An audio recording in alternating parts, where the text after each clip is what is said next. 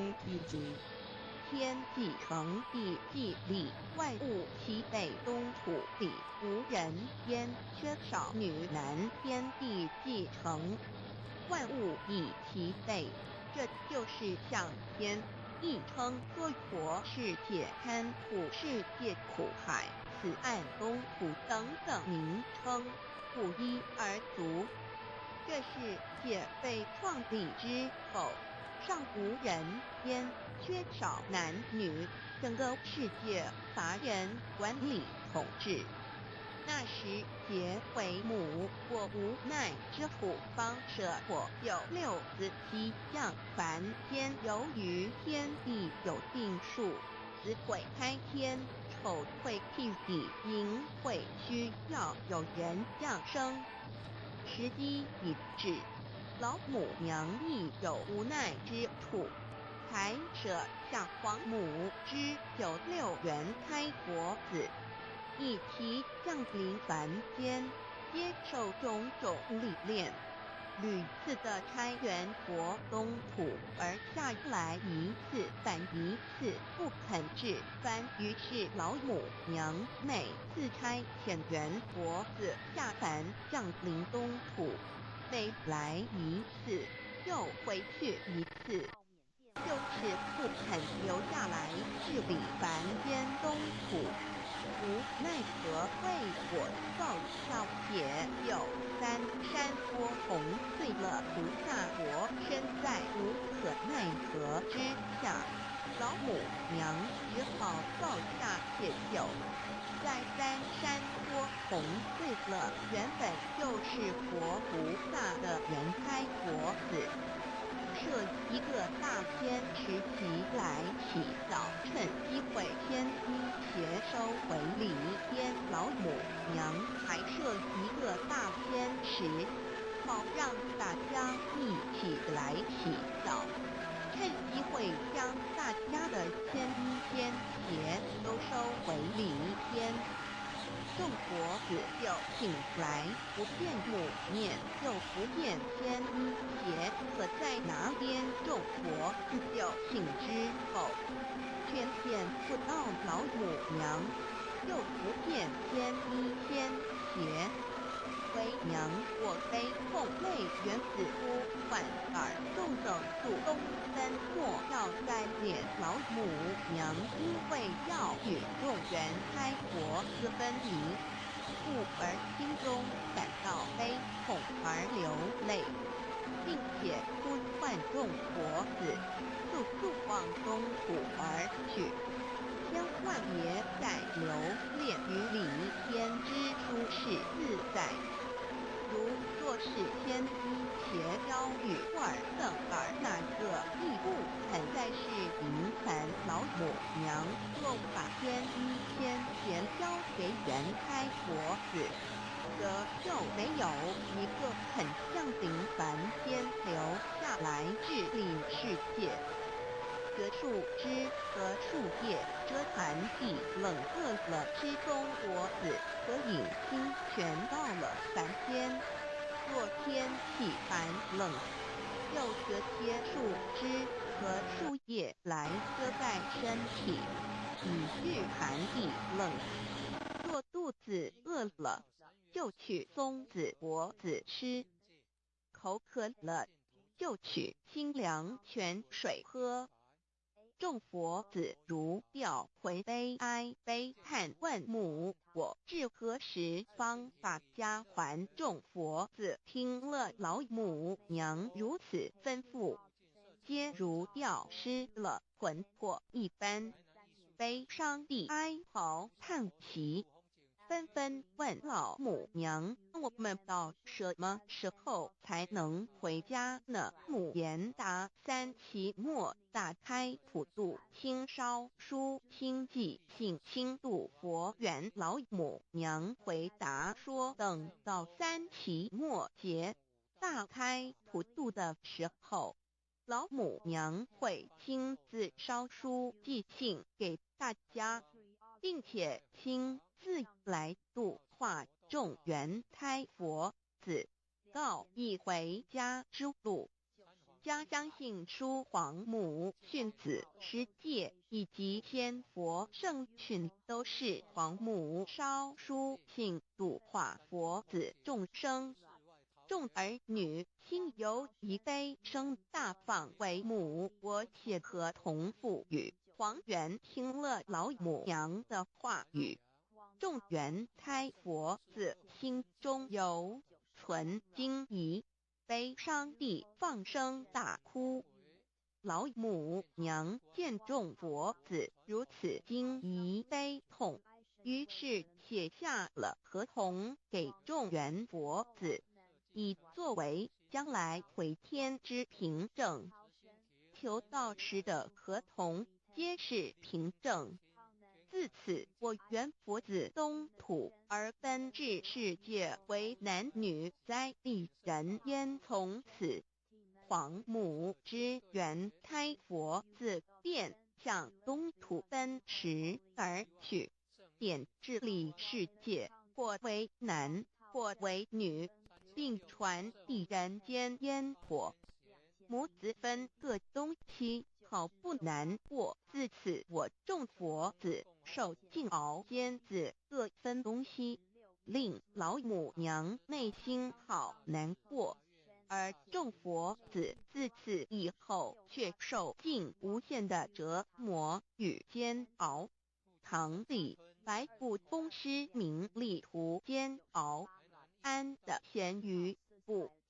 至今时区只算6万年，载美想而在世苦，母心难安。自3山坡一别到现在，区只算来已有6万年了。自寅会生人以来，至今未知出，已将近6万年时光。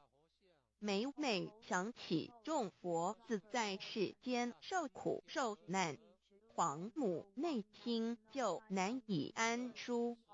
一别千古，一别6万多年。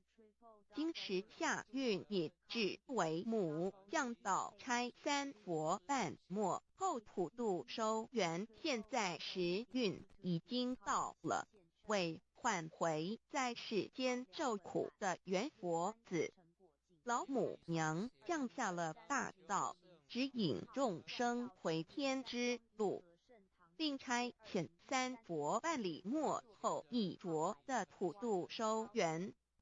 3佛燃灯古佛释迦牟尼佛弥勒佛，如何与老母娘同在一任理时修一理，不依人修道，任指真一人一出错，一理是良心2行公了，愿天不能言，地不能语，人能弘道，非道弘人。结论。而的敦厚善良造就母的完美圆满，儿的光明坦荡照耀母的灵明清虚，儿的柔和宁静凝聚母的慈悲感应，儿的知足感恩建立母的欢乐喜乐，儿的无私无我辉映母的无边无量，儿的屹立不摇弃入母的永垂不朽本尊与分身关系。 On call.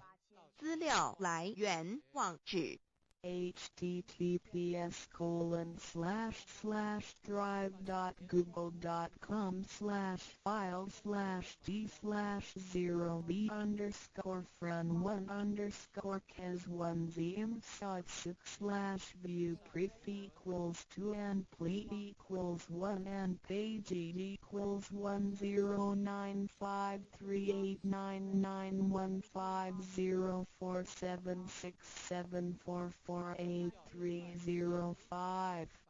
ndroducdio.html 先天大道简介中应对照 http://www.library.com/category/category6/c63006.htm Introduction to DAO 先天大道简介 Introduction to DAO 中应对照先天大道简介一和为先天大道二道与我有什么关系？三求道是求什么？四求道对我有什么好处？五具备什么条件才可以求道？六求道对我的生活有什么影响？七道的宝贵有什么印证？一和为先天大道，先天大道又简称道。我们若仔细地去观察，心窍开悟之后，就可发觉宇宙间森罗万象皆是杂而有序，而自然界万事万物的运转也都有一定的法则。各天地人是万物的真主宰，就是道。道乃在天地生成之前即已存在，故曰先天大道。道者理也，理就是真理。在天地人万物未生以前，道即已存在，而道能生天生地生人生万物万类。在天地人万物毁灭之后，道不会毁灭。道因为无去无来，不生不灭，乃代表着宇宙间亘古不变的真理。道的本体，也就是宇宙自然的本体，在混沌未判之初，宇宙间只是一团灵妙理，无天无地无人，也没有语言和文字，所以我们是无法以任何语言文字或思虑来形容它。故大道无名强名曰道，我们也是勉强用到这个名词来代表它。在天地万物生成之后，道又能贯穿于宇宙万事万物之中，使一切的自然现象均能呈现和谐有条不紊的运转。这就是道的妙用。道大理为，我们虽然无时无刻离不开道的本体和妙用，却又很不容易去认识它。因此在2-3千年前，各教圣人应运出世，各化一方，针对当时天时地利及众生的根器，留下千经万典，传下诸多去恶从善的修持法门，同时也让芸芸众生认识了冥冥中宇宙万事万物均有一个真正的主宰，或称为上帝，或称为造化，或称为天主。我们称其为道或无生老，均是一名而同义。我们对道有了深一层的认识和体悟之后，就会了解天地间实无一物不是道之本体与妙用的合一。因此，道虽然涵盖各大教门的精义，为千门万教的总源头，确实不局限于宗教的领域里。而上帝或老也不只代表着一切宗教的最高信仰中心，更是天地万事万物万类的根本源头与最高主宰，及宇宙间永恒不变的真理之道。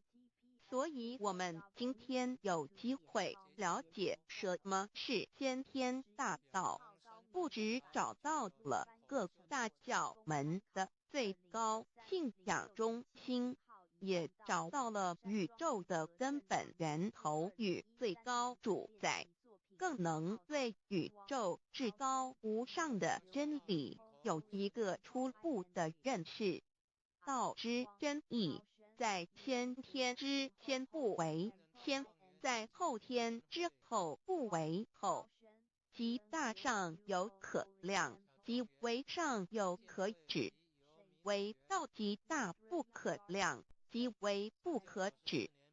不所以大无不包，为无不入，无所不贯，无所不通，无所不彻，贯彻了天地人万物万类，贯彻了33天外，贯彻了千经万典，贯彻了千法万法，贯彻了千教万教，贯彻了千佛万祖，贯彻了我之一身。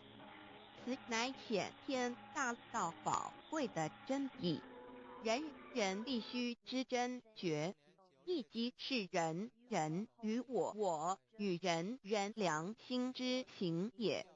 此乃万众一心，万国一家，世界大同，此先天大道之宝贵也。二，道与我有什么关系？道的宝贵在于它大而无所不包，细而无所不入。天地生成之后，道贯穿于天地万物万类，使得日月星辰之运转各有其时，40之交替，万物之消长各有其序。而最宝贵的是，各天地万物的主宰，同时也是我们人一生之主宰，曰性理，使得我们不学而能看，能听，能吃，能动。因此，我们不只要探求天地间的治理，更要回头认识我们身上固有的真理。故先天大道即是性理真传。道的宝贵，并不在于它有什么神秘稀有或特殊之处，而是在于它平时，但我们却时时刻刻离不开它的本体与妙用。我们反观一下自身，就会发觉我们身体的结构是非常精密和奥妙的。我们轻轻地握一下手，就算是这么简单的一个动作，其中所牵涉到的所有关节物理作用、能量、化学反应、神经系统资料讯息之传输，及脑部分析判断和命令之下达。以目前全世界的科技知识和文明水准，也无法一一表达出来。但是我们做出个动作的能力，却完全不因个人知道上了程度的差异而有任何影响。无论是学识多丰富的学者，或是目不识丁贩夫走卒，无论是成人，或是刚出生不久的婴儿，都可以轻而易举地做出的动作。人人与生俱来，不学而知，不学而能，无增无减的良知良能，就是主宰我们一生的道。我们有学习而得到的知识和才能，有忘记的时候，有疏远的时候，而道的本体和妙用，不用学习，不用思考，大而能主宰宇宙的运作消长，小而能主宰我们一生之视听言动。我们有而不知其有，用而不知其用，却又无时无刻不能缺少它的不增不减，本自具足一切我们身上固有的道，因为就在我们身上，又称作自性老。我们了解了这主宰天地万物的道，在我们身上就有，它的作用不应受到我们赞美或否认而有任何增减。无论种族、肤色、国籍、宗教、信仰或贫贱富贵，均无分无别。因此，我们能求得先天大道，不只找到了宇宙的根本源头，也找到了不生不灭的真我。不只认识了宇宙，也认识了我一生的真正主宰。不只追求到了宇宙之治理，也找回了我身上本有的真理与良知良能。先天大道的根源是在我身上，原来固有的是我由先天带来的良知良能，即是我的良心。我的良心即是天心，天心即是道心，此心无形无相，即是真空。真空之妙，空而不空，空中妙有。妙有者，生天生地生人生万物万类之大本也。妙用者，万灵真在也，主宰天地人万物万类之真主宰，亦即是主宰我之一身。故曰道在无身，一切万能。道离无身，此身在无一能。先天大道如此宝贵，乃人人必须追求之道也。三求道是求什么？静心观察我们所存在的这个宇宙，我们往往会赞造物主的神奇。自然界每一刻皆有无数的事物在同时运转，而其整体却又是那么协调。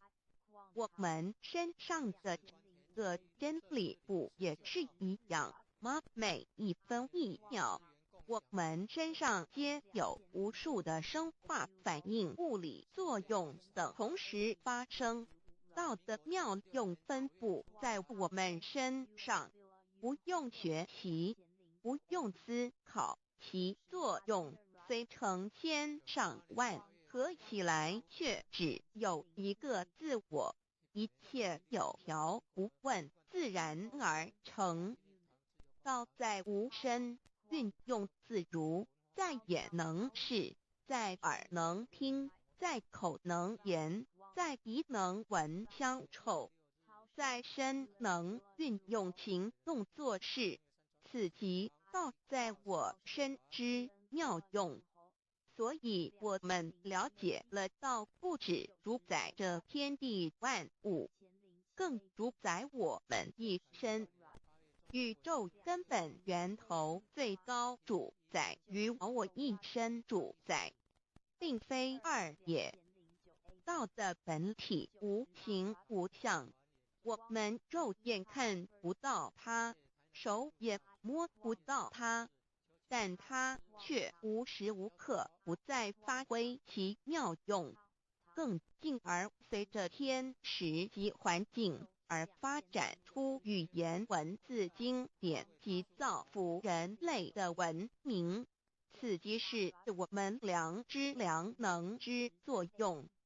一般人不了解道在于我们自身的本体和妙用，只模糊意识到它的存在，便以灵魂代表它，我们称其为自性老。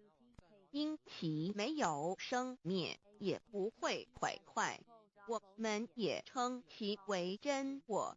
此真我乃是最富足、最圆满、最光明、最完美、永恒不朽的。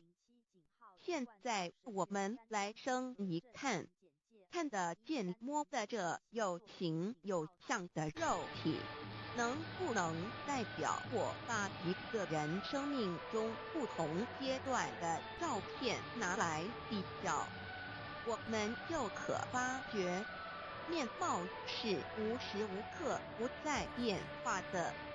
我们一般均习惯以相貌肉人，但相貌却不是永恒的。我们的肢体也不是真我，某些人不幸失去了一只手或一只脚，仍是好好的活着。我们的内脏呢？现在科学昌明，其自己能把动物的心脏成功地植入人体。我们不能因此说个人不是他自己了。就算头的脑细胞，从我们一出生就开始不断的在坏死减少和变化之，因此有形有相的肉体只是真我的一个工具而已。肉体虽然看似真实，却无时无刻不在改变之中，不拘束10年又变成一堆黄土。因它不是永恒的，我们称之为假我。对于真我和假我有所了解之后，我们也就可以了解我们为什么要求道了。如今我们非常幸运能有机会求得先天大道，求得的就是三宝。三宝简单明了，但也博大精深，其内容在求道时会详细解说。现在只简单的提出2点。首先，求道就是直接点出了真正永恒不朽的真我，也就是良心本性的发。在物质文明远较精神文明昌盛的今日，假若迷失真我，我们的人生将有如行尸走肉。若是认假为真，更使我们为了盲目满足假我而做出害己害人的事情，造成自己在世时与死后的灾祸。因此，求道启发了我们内在本的真我良心，真我假我协调融合，使我们的人生不论存没，都是平安喜乐、自在充实而有意义。其次，求道也就是开启了我们身上的正门，又称良心之门、智慧之门、慈悲之门。这门非常的重要。当我们要离开一间房子时，自然由大门离去。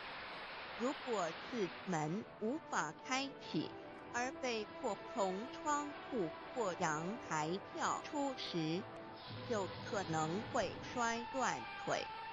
我们的肉体就像一间房子，真我灵性就像是房子的主人。当有一天肉体要毁坏时，真我灵性躲不得正门而出，被迫另寻旁门。其恐惧与焦虑是无法形容的，这也导致了死后的痛苦与不安。因此，我们可以发现到，绝大多数的人临终时，其肉体皆显现山僵硬、恐惧无助与挣扎之乡。求道就是开启我们这生来死去之正门，也就是通天大路。因此，我们今天很幸运能求道，求得三宝，打开灵性通天之正门，可以让我们找回真我，认识我自己身上的道，自然以良心作为待人物之准则，使人生更有意义，更进而解决生死大事，得到超生了死的保障。100年之后，回到我们的来故家乡。所以先天大道就是回天之道。先天大道之宝贵，即是千金万点不如一点。此点打开玄关正门佛门，天堂大路一步之超级的永生之道。此点宝贵，超佛越主，超经越典，超越天地。得到这一点宝贵，它是诸经之师、诸法之王、诸佛之天地之故曰超生了四极的永生不毁不灭之先天大道也。此乃即是人人原来固有的，必须返回天之道也。四求道对我有什么好处？我们今天很高兴能有这个机缘求道，能够开启良心之门、智慧之门、通天之正门，这是第一步。这宝贵的道还能带给我们终生受用不尽的福之益，离苦的乐。人生在世，遭受种种之苦恼，就其根源皆起因于迷失了真我。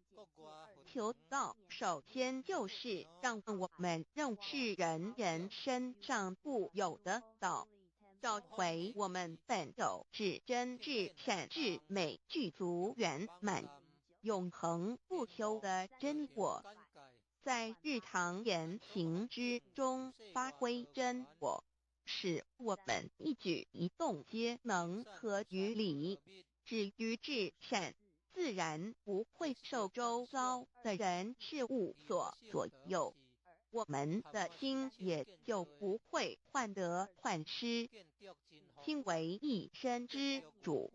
我们既然在心境上有所提升，自然不会与邪恶之事相感应，则不相随心转，还可以改变命运，趋吉避凶，朝向光明，使我们得到真正的喜悦、逍遥自在。二落地难自有人类文明以来，道的真意便代代单传独授，其没落贯穿了早期的主要文明，如中国、印度等。奈何近百年来人类受物欲所逼，在空前繁荣的物质文明中逐渐迷昧了良心，甚至竟将制造威力极大的杀人武器。回顾数千年人类历史，在近代短短数十年间，便发生了2次世界大战，无数挑战，伤亡无数。滥用科技文明，同时也损害了自然环境，造成大气臭氧层之破坏，全球性气候的改变，人心之变，干造了天灾人祸连连。人类已为自己酝酿了一个空前的浩劫，因此上帝洪恩慈悲，特将大道谱传于世，以挽救良善。求道以后，我们时刻存着道心，以良心待人处事。当遇有人力不可挽救的灾祸时，只要诚心使用三宝，必能灾必劫，逢凶化吉。此事验证甚多，不胜枚举。三超生了4人生，有如一段苦乐相参的旅程。遭受生存竞争、衰老、病痛、死亡等困苦，人皆难免。而人间种种欢乐，又往往是短暂易变的。尤其当旅程结束时，终究成空，归宿渺茫，更不禁令人凄独怅惘。是以智慧者有见于此，乃以超生了死，追求真实永恒的人生意义，为人生至高之目标。古代先修后的，因此古人为求超生了死，尽毕生之力苦修苦行，仍难以访得名师达成心愿。如今大道谱传，先道后修，在求道过程中，天命名师一指，开启了我们通天正门，先赋予超生了死的保障。我们得道以后，认识了真我，以真我为主宰，远离邪心妄念，让我们的心念、言语、行为，无论待人处事，皆合于良知。100年之后，真我灵性自然返回故家乡，永享平安喜乐。4成圣成贤求道，也就是为我们种下一个成圣成贤的正因道种。只要我们以智慧慈悲心境灌溉它，它必然萌芽开花结果。在此功利主义弥漫的黑暗时代，大道乃是光明的灯塔。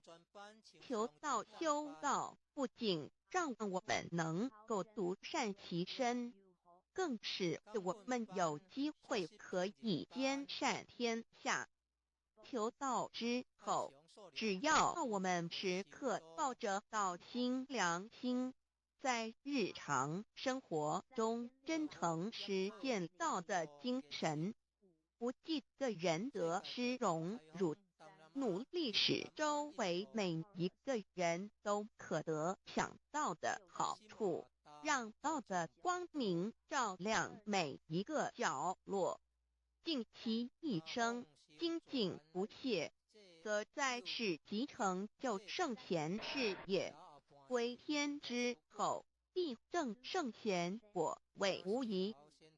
先天大道的宝贵就是天道天命，天命就是三曹名师，名师一点玄关开，打开正门佛祖来。天堂非在我身外，天上地下我都在。此乃先天大道的尊至贵至宝也。先天大道，天命宝贵，三曹名师这一点妙至极意，非是在言语文字相生音可得，非是在千经万典上的，非是在讲经说法上的，非是在是智辩聪上的，非是在博学才能上的，非是在才高八斗上的，以上皆是生死法对待法，非是超生了死脱对待了生死之法也。此次级的先天大道妙用妙能的宝贵，其妙极矣。此者是无师智，此智是妙智妙慧，此智此慧是我本来固有的，由先天带来的，亦即是在找回来天地人万物万类未生以前我的初心，即我良心天心道心老心也。先天大道之妙，此妙之贵，妙不容言，不学而知，不学而能，亦即是先天带来的先知先觉妙用妙能。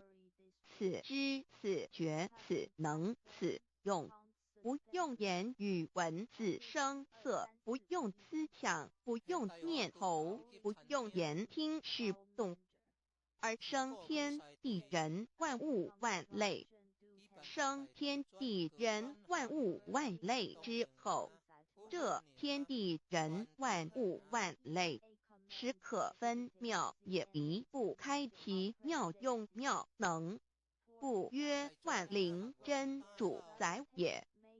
设若天离开先天大道之妙用妙能，则河汉星斗乱序，日月无光，亦不能轮转，则阴阳二气不能流通，万物万类世界的众生，人人皆不得其生存。设若大地离开先天大道之妙用妙能，这金木水火土不能相配，则现象丛生，山崩地裂，海水枯干，亦使万物万类世界的众生人人不能得其生存。设若人离开先天大道之妙用妙能，则寸步难行，眼不能看，耳不能听，口不能言，总之全身不能动作。100日之后，成了一堆臭骨臭泥土。此乃先天大道妙用妙能的宝贵，妙至极矣。设若觉悟认识先天大道之妙用妙能的支持而实行，即是天人合以天人一体治理，觉言妙不容言，不是死后成佛，当体即佛矣。故曰如来佛，如是佛也。此乃的先天大道修先天大道之好处。勿具备什么条件才可以求道？求道既然能够带给我们终生受用不尽的好处，我们今日能有机会求道，会不会显得太容易了？事实上，我们能得闻先天大道，首先要感谢上帝的恩慈，将自古不倾泻的大道普传于世，使我们有机会得此天之道。另一方面，我们本身也必须具备足够的条件，祖上有德，根基深厚，佛缘成熟，才能够顺利求道。此外，我们必须向宇宙至高无上的造物主上帝发一个良心愿，此愿可归纳为3个要点：一得道以后，愿以明记并实践道的精神，也就是日常生活所思所言所行，皆愿以良心作为依归。二得道以后，愿以能力所及，助周围需要我们帮助的人，愿意多了解道的意义，并让更多的人蒙受天道的福祉。三得道以后，绝不将求得的3宝告知任何人。3宝必须在庄严的求道过程中，天命名师传授给我们，才有真实意义。若由我们泄露给其他人，则不但毫无意义、毫无效果，我们自己也违反了天律。这良心愿合乎人人本具天赋的良知良能，所以我们人人都能够做到。真诚实践良心愿，也必须滋润我们求道时种下的智慧、慈悲、清净之正因道种，使它顺利萌芽、开花结果，才不至虚度这千载难逢的求道修道良辰。值得一提的是，我们能顺利求道，原因之一即是沾了祖德的光，是故上天开恩，只要我们修道有恒，则我们的祖先也有机会可以求道超生得救。我们的子孙亦的硬币，对父母祖先尽大孝，这是最好的机会。只要具备以上条件，则无论任何国界、种族、宗教信仰的人，都可以求道。欲求得先天大道，脱出轮回之苦、地狱之灾，世间的穷通受忧、鳏寡孤独、生老病死苦，而返天堂永享天伦之乐者，必须我有得遇6万年良辰佳期的幸运。我本人心地善良，我有先天根基深厚，也就是我本人前世做的功德善事很多，此即天缘。我本人祖先有功德，做善事，此即祖上有德。我牧人遇到引导师度我得道，此佛缘已至。也就是前生我们一同做过功德善事，或一同有修过宗教，今生遇天道降世，一同得道修道，此乃佛缘已至。6求道对我的生活有什么影响？现今正值上天恩开，先天大道普传，拯救良善之时，故普传方式皆以方便善巧，与众生契机为原则，因此求道不会对我们正常的生活造成任何负面影响。这与以往许多人苦修苦练，甚至出家的修行方式有很大差别。也正因为如此，先天大道能在日新月异的现代适应社会的各个阶层，传布到世界的各个角落，使人人皆有共沾天恩的闻大道的机会。关于求道对生活有什么影响，我们就以下几点来看：一、与任何宗教没有冲突，道代表着天地万物及我们一生之最高主宰与真理。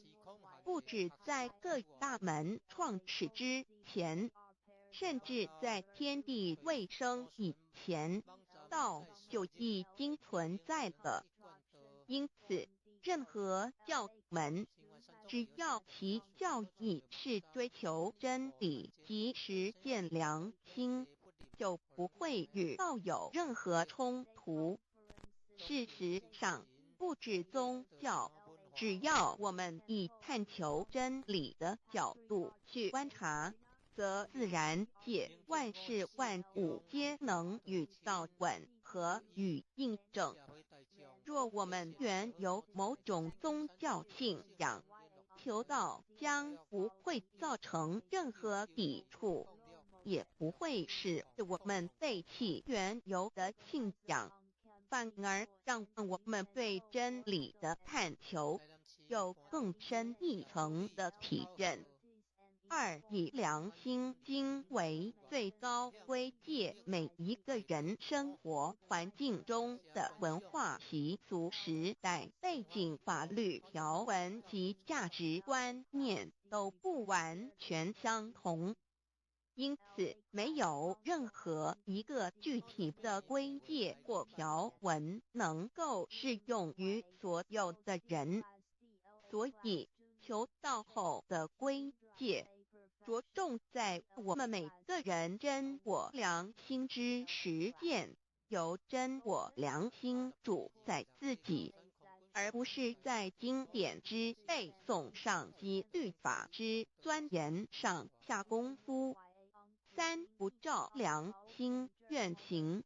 有何后果很重要的一点，求道并非从外在加给我们良心与真理，而是借着开启我们智慧慈悲之门，找回我们身上固有的真理，让天理良心自然流露。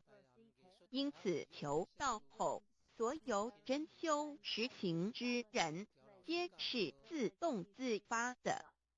是不，求道后，若我们不照良心愿而行，并非将出现任何外力来强制我们遵行此愿，而是将受到自己良心的谴责，由真我良心督促自己，而自然改过向善。四、圣凡间修真我之实践，并不局限于教堂或寺庙之中。因此，现今大道普传，并不要我们家舍业到深山古寺之中修炼，而是在不影响家庭、工作、学业之正常情况下圣凡间修。在日常生活中，时时刻刻一言一行，皆能以天理良心为依归，就是真我之实践。故由提升自己而兼善天下，求道后会使我们生活更充实，心灵更和谐。而更重要的是，我们每一个人尽一己之力，借自身之提升，影响周遭之人事物，继而汇成一股力量，在这举世天理良心日趋沦丧之潮流中，匡正人心，力挽狂澜。如此亦能早日实现先天大道普传之宗旨，及弥勒国的原始大愿化污则的人间为人间净土，化纷乱的世界为世间天国。七道的宝贵有什么印证到是宇宙的至高真理？它的作用贯穿了天地万物万类，更是我们一生之最高主宰。真正了解了这一点，我们就会体认到，道是随时随处可以被印证的。许多贤贤得道之后，发出了大诚心、大信心、大智慧，真修真行，皆能参悟到，不止在各教经典之中可以印证到，其实在任何时间空间、万事万物我们之一身，甚至一草一木，皆离不开道的本体和妙用。体认至此，自然能发出永不退转之道心。而尚未求道或刚求道者，则需借助于一些具有形象看得到、感受得到的印证，以奠定初步的信心。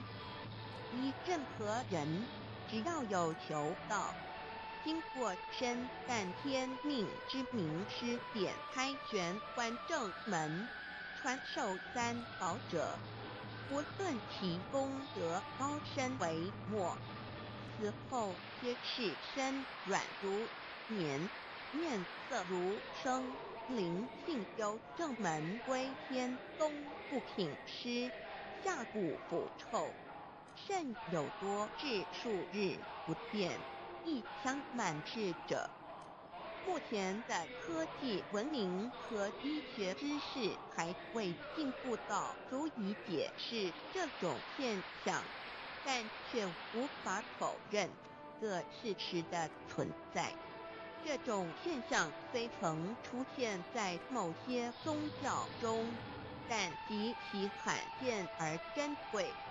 而求道之人，除信道不属于反道爱德者，不斩定论外，其余则比比皆是。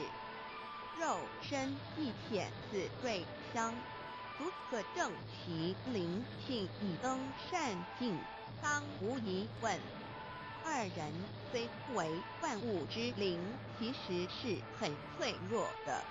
自重生在这世界上，就难免天灾人祸的威胁。甚多以求道者，在遇到人力不可挽救之危急情况下，诚心使用三宝，皆能大事化小，小事化无。这种例证多得不可胜数，无法在此一一例举。以上两点虽然极为宝贵，但却是任何人只要一求道，借着上帝的天命宝贵，立刻就可以得到的保障。此后就随个人的诚心、智慧及对真理之实践，而有或深或浅不同的体认了。如人饮水，冷暖自知。希望各位具有善根，有机会能得闻大道的先生女士，皆能入宝山而满载而归，皆能求道而同真善境。Introduction to DAY. What is DAYI? DAYI. What it is in DAYB. What do I get in RACIB and in DAOB? What do we need to receive DAOBI? What impact does receiving DAOB have on MEBII? What can attest the validity of DAY? What is DAO? Observing the cosmos and all the living beings consciously, Among all the earthly activities and phenomena, we will find the existence of the laws of nature.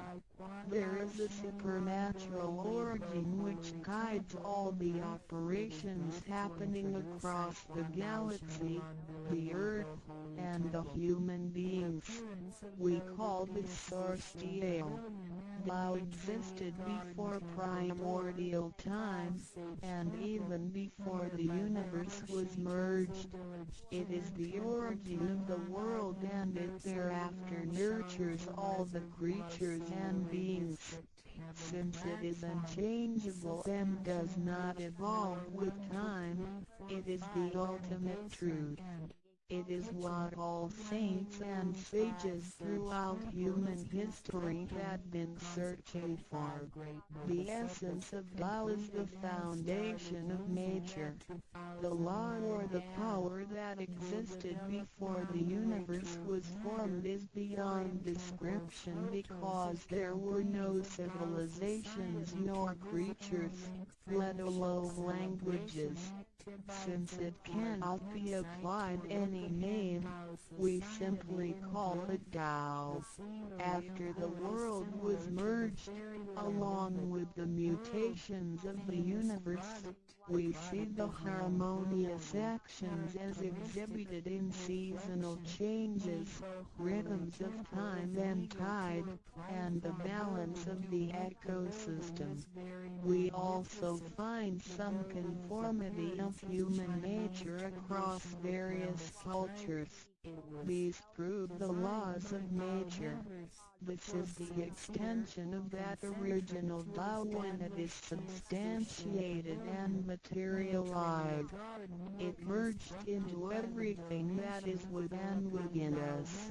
Now that we know Tao is present universally and yet difficult to be recognized, there have been prophets and preachers trying to make us know and understand the origin and the truth of life through various teachings and literature since the beginning of civilization. They were scattered around the world throughout history. As a result, great commandments were taught to disciples and goodness and badness were differentiated. These teachings varied based on differences in culture, background, timing and the level of each individual's comprehension. However, they all tried to express and transmit to their descendants this creator and chief of the universe. It is God, or what we call Tao. As we get to know it more and more, we will realize that the essence of Tao and its effect covers every existence without any exceptions. Tao is actually the headwaters of all religions. It embraces the essence of all the preaching and teachings, and yet, it is superior to the system of belief. It is the nature, the universe itself. Tao or God represents the highest authority and power of nature. It is also the headstream and superior to all. It is the unchangeable principle. Understanding Tao allows us not only to discover the center of all religious belief, but also to communicate with the origin and the highest power of nature. We will then be able to relate ourselves to the truth of the universe. To probe further, Tao existed before the formation of all, yet it was not anterior, which means that the creation was embedded in it. Tao emerges into the creation, yet is not posterior, which means that it is not not thereafter limited.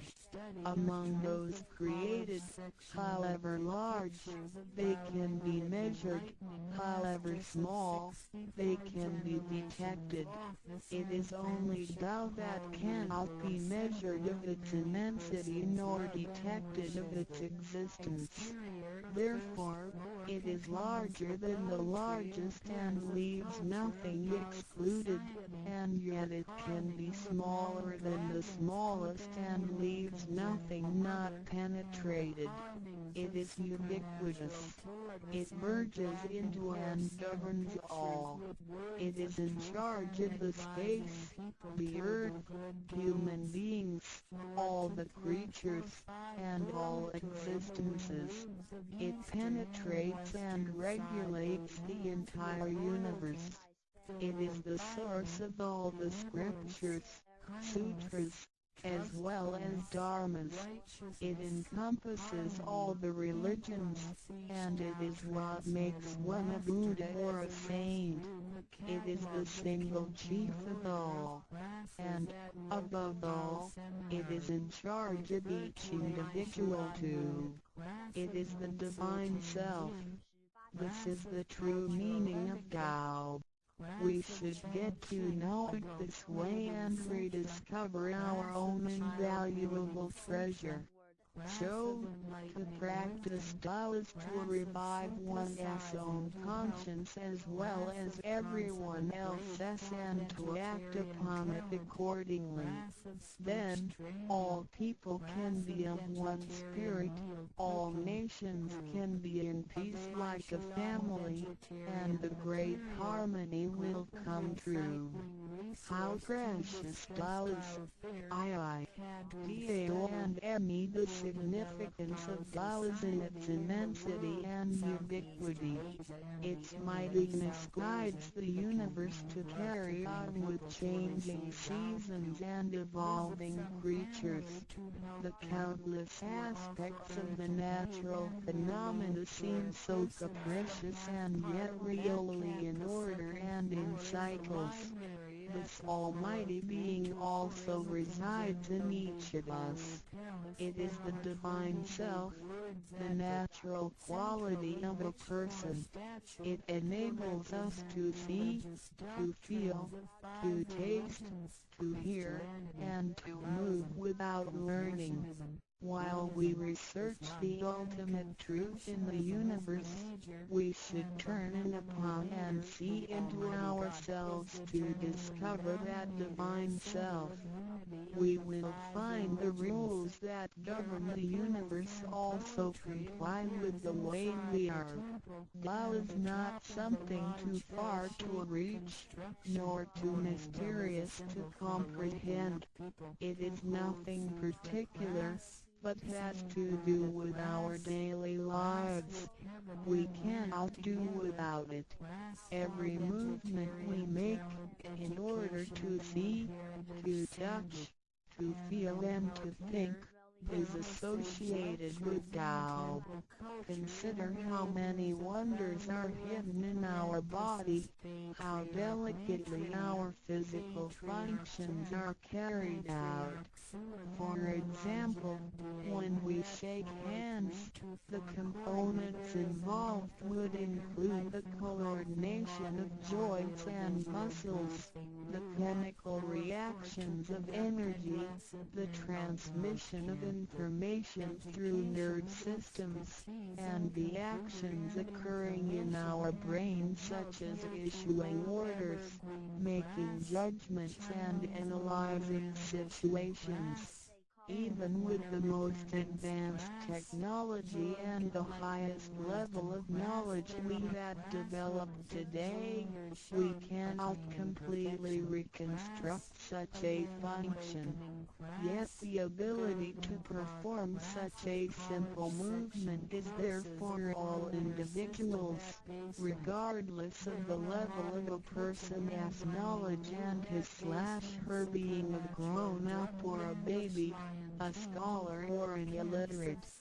These are the kind of abilities we come equipped with naturally, without learning and being taught. It sits within us and is in charge of all. It is Tao, never diminishes nor inflates. Worldly knowledge acquired through learning can be forgotten. A gymnast can abandon his/her techniques and a musician can lose his/her skills without practicing. The essence of Tao and its extension are always in charge of the macro-universe, the nature, and the micro-universe, the human being as self. We are associated with it unconsciously since the first day, because it encompasses the whole nature within us. We also call it native self. Tao is within and surrounding us. It needs not be worshipped nor debated over, because its existence is unconditional, regardless of race, color, nationality, religion or status. It is impartial and stays constant. In receiving Tao, we not only find the origin of the universe, but also the divine self. We get to know the highest power in the universe as well as the genuine nature in charge itself. We discover the ultimate truth of the cosmos as well as the integrity of ourselves. Recognizing that the laws which govern the universe also govern us makes us be able to return to our true nature. To probe further, the most essential concept in Tao is that we all possess it intrinsically. It is the wisdom and ability we were born with without learning or practicing. It is one's conscience, which is like the Spirit of God, the divine and immortal nature. It is invisible and intangible. For this reason, we call it genuine emptiness, which means that to be really empty, it goes beyond emptiness and can therefore have marvelous existence in it. Marvelous existence is the foundation for the sky, the earth, human beings, all the creatures, and all existences.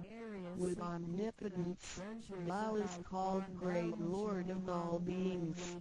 This almighty being is not only in charge of the entire universe, but also in charge of oneself. So the proverb is, Tao is within self, which is the drive of all one's abilities. A physical body without Tao is useless. This is the treasure that we should all realize and fully explore. What it is indeed when we look around the world, we admire the miracles and wonders of nature. Countless things change and move simultaneously every second, and yet in order and in harmony. So do our bodies. Countless biochemical reactions and physical functions occur concurrently within our bodies. Without learning and thinking that comes subjectively, the thousands of activities that happen within us are the extension and action of Tao. And altogether, it is one single self. It functions naturally and automatically without the need for our intents to be involved. This is the effect of Tao within us. Tao is not only in control of the universe and nature, but also in charge of every human being in his/her own actions. In other words, it is the same source that governs us as well as everything else. Tao is invisible and intangible, but it has been working out its magic before day one. Thereafter, languages, cultures, religious scriptures, literature, and civilization were developed. They all originate from Tao functioning within us. People don't realize it is Tao that has been residing and working within us, and that used soul to represent the confusing and yet irrefutable being.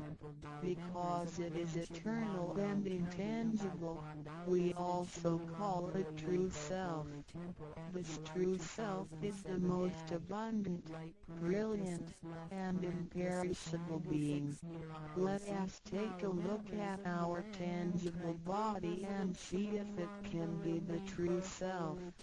We know the pictures taken throughout one's life show different faces and expressions.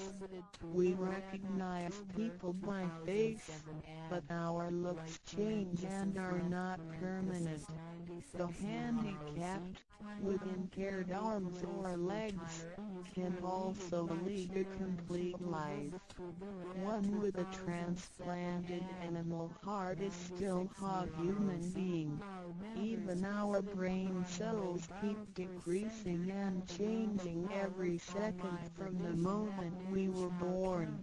Therefore, the physical body is only the interim residence of the true self. Though it seems so real, solid and alive, it turns into dirt eventually.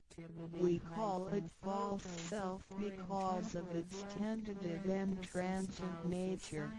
By recognizing the difference between the true self and the false self, we understand the reason and importance for us to receive Tao. Luckily, we are given the opportunity of receiving Tao and learning the three treasures. The three treasures are straightforward yet profound. The meaning and details of them will be illustrated through the rite of receiving Tao. Here, we only discuss two issues. First, by receiving Tao, the true self gets plucked out. It leads to our conscience. Upon the time when material pursuance surpasses spiritual seeking, giving up the true self only makes us a walking corpse. In order to fulfill and satisfy the sensational desires of the false self, we may commit wrongdoings and harm others, eventually creating troubles for ourselves. Our inner conscience is identified and enlightened by receiving Tao. Thus, the body gets to work with the spirit in a mutually beneficial and harmonious way, making our lives joyful and meaningful. Second, by receiving Tao, the front door or main gate of our bodies gets opened. It leads us to conscience, mercy and wisdom. When we leave a house, we leave through the front door. If the front door is locked, we may have to leave through the back door, or even by breaking the window or jumping off the balcony. We may fall and get hurt by doing so. Our body is like a house, and our soul is the master who lives in the house. One day, when the body is aged and depleted and the soul has to leave, we can imagine its horror if it cannot leave through the correct exit. This is the pain and discomfort human beings experience at the coming of death and after death. As we know, for most people, when they are dying, their body shows stiffness and signs of helplessness. hopelessness and confusion. After we receive Tao, the door of life and death will be opened. Being able to receive Tao and the three treasures while having the door to heaven opened, we had the opportunity to recognize the true self and the Tao that dwells within us. We are going to treat people and the world with conscience and make our lives more meaningful. We can transcend life and death. Within 100 years, we will be able to return to where we came from. Therefore, the heavenly Tao is also the way to return back to heaven. To probe further, the enlightenment of Tao is superior to studying thousands of sutras. This is the value of Tao. The enlightenment of Tao opens the main gate, the front door, which is the entrance to heaven. It gives us the guarantee to be exempted from rebirth cycles and to reach eternity. The superiority of this enlightenment lies in that it surpasses Buddhas and saints, it exceeds the scope of sutras and dharmas, and it transcends the universe. Tao is therefore source of all sutras, king of all dharmas, mother of all Buddhas, and creator of the universe. Transcendence of rebirth cycles leads to eternity. Being imperishable, Tao never deteriorates, and we had never lost it at all. Hence Tao is the direct way back to heaven. What do I get in our beginning video as mentioned earlier? By receiving Tao, we act upon our conscience, gain more wisdom, and find the door to heaven. In addition to these basics, we also benefit from the following for our lifetime. Being away from sufferings and closer to happiness. The troubles and worries we face in our daily lives mostly result from our disregard of the true self. Receiving Tao helps us to recognize the Tao that has been dwelling in us and to restore the beauty of the true self, so that our behavior and mind is free from being controlled by the earthly pleasures and being swayed by the losses and gains of the material world. Since our minds are cultivated spiritually, devils would not approach and get close to us. Thus, our fortune can be altered from bad to bright, and we can obtain real joy. Being away from disaster and calamities. Tao has been passed on through generations to one single master since the beginning of human history. The thread of its passage leads through ancient civilizations, including China and India.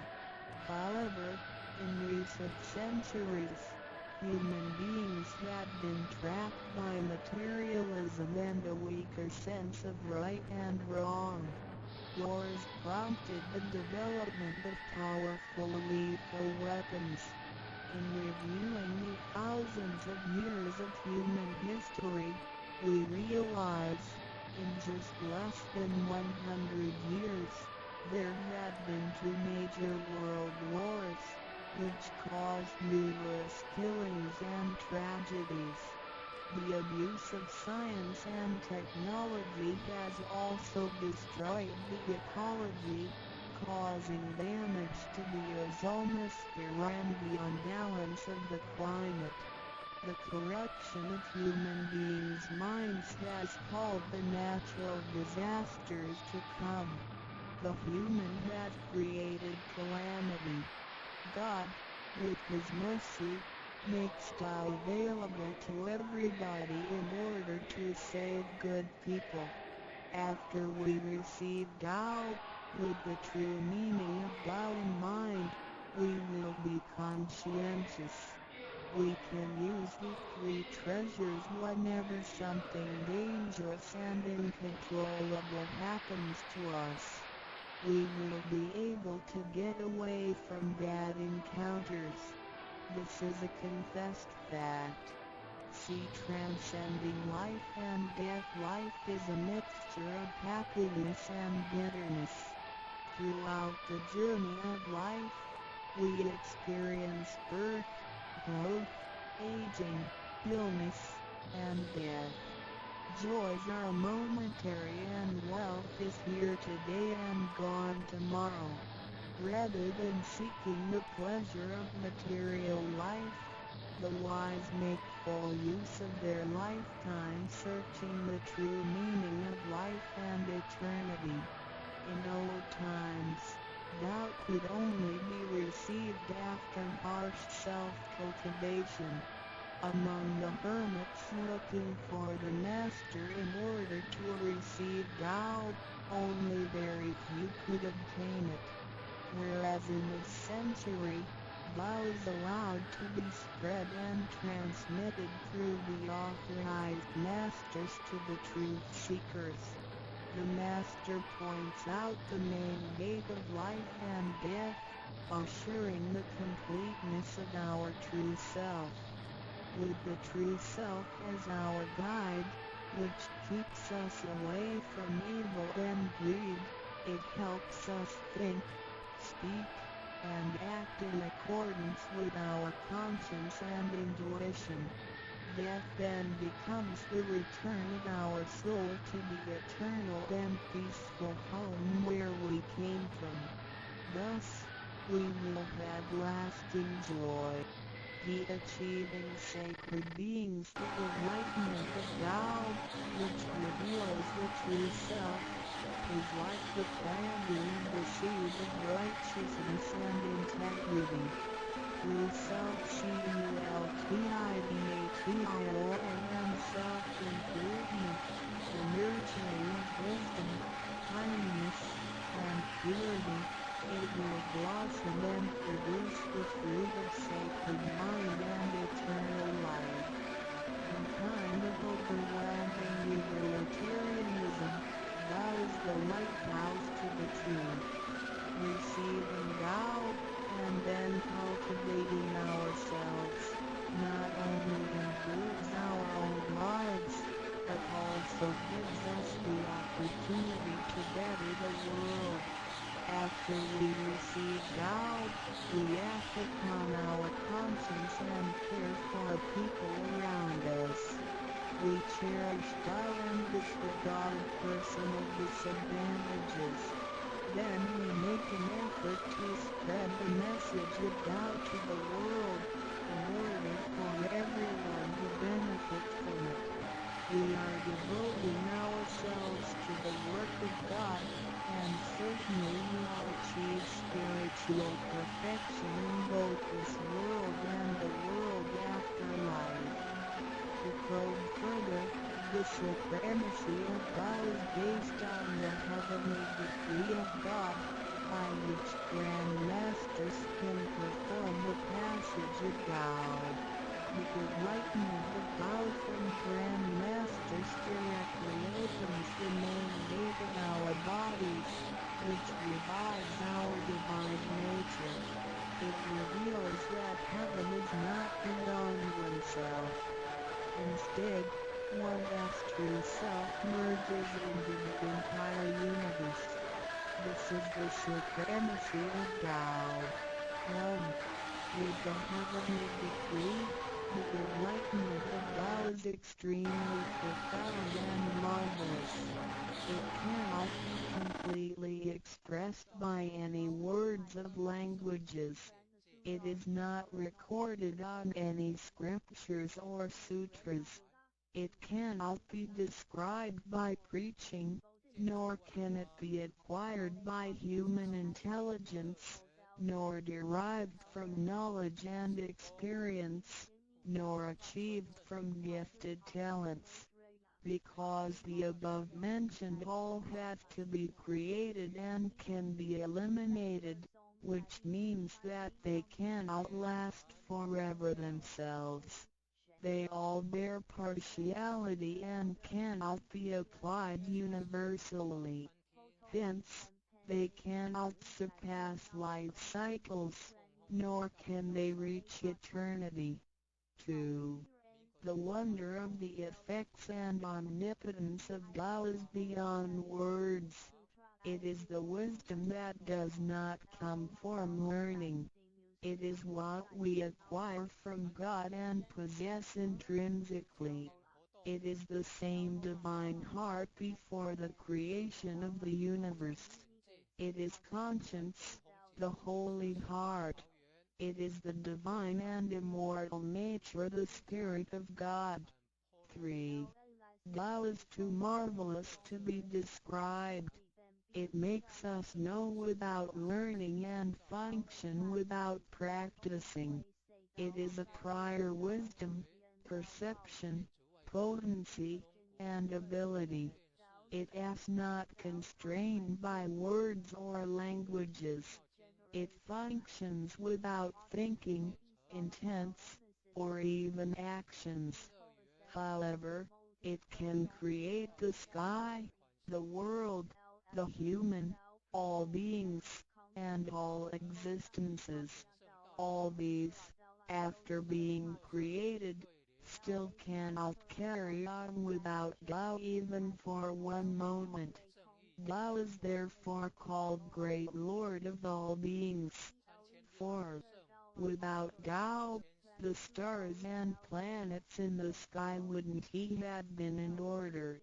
The sun and the moon couldn't he had illuminated or revolved properly.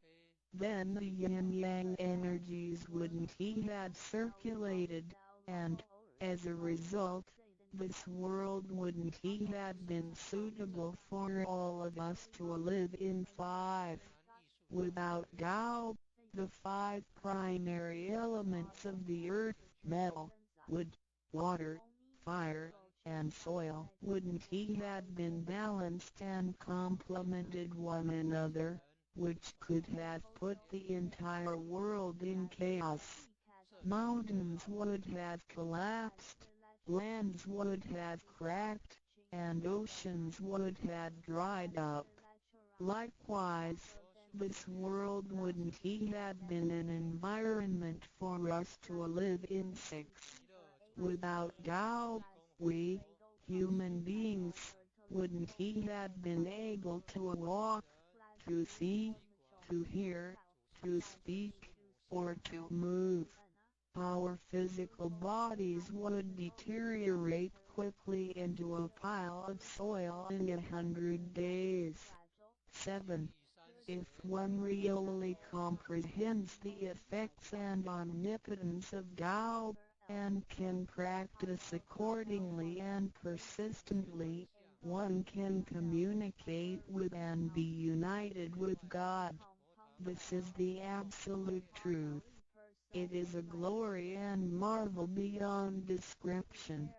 Therefore, it not after death that one becomes a Buddha. It is when one is still alive that one achieves being a Buddha. And to be a Buddha is to revive and hold on to one's divine and original nature. This is what we benefit from attaining and practicing Tao. What do we need to receive Tao? We had discussed the many benefits we obtain after receiving Tao. Some would wonder why there is so much given to us. Of course, we should realize it comes from God's grace toward human beings. This allows Tao to be spread around the world, especially at the approaching of the worldwide calamity. People with merit and conscientious mind will have the opportunity of learning about Tao and the way back to heaven. It always holds true that people who had the fortune of receiving Tao are derived from the tree of righteous ancestors. In addition, during the passage of Tao, it is required that we make promises to God that, after we receive Tao, we will keep in mind the true meaning of Tao and put it into action in our daily life. What we speak and what we do will all be based on our conscience. After we receive Tao, we offer help to those in need of it, and do our best to indicate Tao to more people so that they can all benefit from the grace of God. After we attain these three treasures, we promise not to tell them to any other person. These three treasures can only be transmitted through authorized masters in front of God. If we reveal them to any person, they become invalid to the person, and we also defy the heavenly decree. All the promises required are reasonable and achievable. It goes with our nature. If we practice and keep the promises, we will be able to become a wiser and a better person. We will become merciful, and nurture the good seed of doubt planted in our mind. One last thing to mention is that one of the reasons we are able to receive Tao is due to the good deeds of our ancestors. Therefore, as we persistently practice Tao, our ancestors will also benefit from it, and so will our descendants. As long as you are prepared for the above mentioned, you are qualified to receive Tao, no matter what nationality, race, or religion you belong to.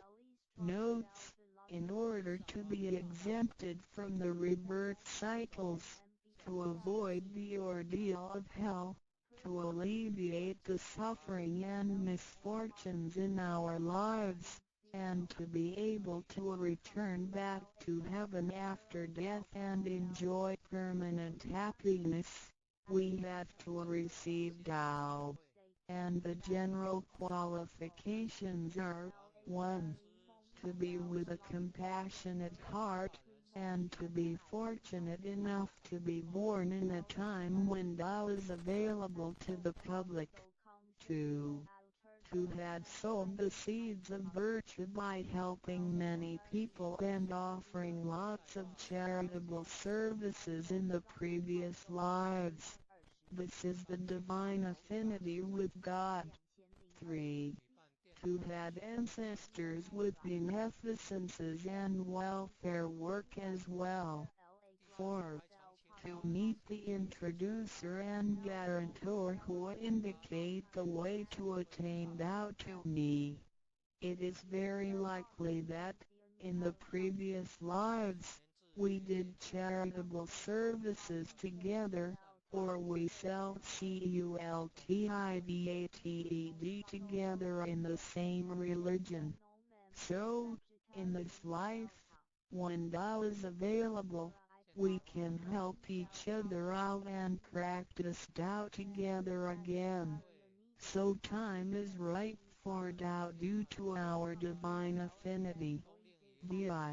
What impact does receiving Tao have on me? As we mentioned before, and like the old days when hermits had to leave their families to receive Tao through meditation and self-cultivation, Tao, at the present time, can be received in a way that is applicable and conforming to our practical needs. We don't have to give up our lifestyle in order to attain Tao. By the grace of God, Tao is intended to be delivered to the public at all levels of occupations and around the world, rather than being limited to a privileged group of people. The impacts that receiving Tao can have on our daily life are summarized as the following. A receiving Tao creates no conflicts with any religions. Tao governs the universe including all human beings. It existed before the formation of any religions. It is concordant with all religions, in the sense that religions preach the awareness of conscience and the pursuit of the truth. We don't need to give up our religion in order to receive Tao. On the contrary, by receiving Tao, we will have further understanding of the truth. The conscience becomes our ultimate guidance due to the variations of cultures, customs, backgrounds, legislation, and value systems. It is difficult to find a universal guideline for all of us to follow in our daily life. In receiving Tao, the main commandment is to act by our conscience, the true self, rather than by literature. We should be sensitive to the conscience, rather than be familiar with the laws. C. We will voluntarily keep the promise made while receiving Tao. Through receiving Tao, we are not offered conscience or true self, but merely the opening of the door to a wisdom and mercy. Therefore, we restore the heavenly principles inherent in us, and strengthen the power originating from our conscience. There is no external force that makes us keep the promises and commitments that we made when we received Tao. The only force comes from the guilty feelings that result from our misbehaviors, which reduces the mistakes we make. The practicing Tao can accommodate our worldly affairs. The fulfillment of practicing Tao and conscientious awareness does not have to be accomplished in a temple or church. It is not required to abandon worldly belongings or relationships in order to attain the ultimate truth. Each individual can still have his/her family, career, and schooling at the same time.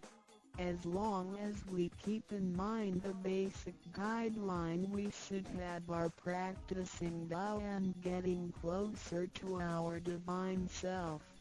We will make a better world by improving ourselves first after we receive Tao. By realizing the true self and what we are, the feeling of joy comes to us. The improvements on the quality of our spiritual life will affect people surrounding us. By interacting and working together in Tao, we will make the world better with lower crime rate and less pollution.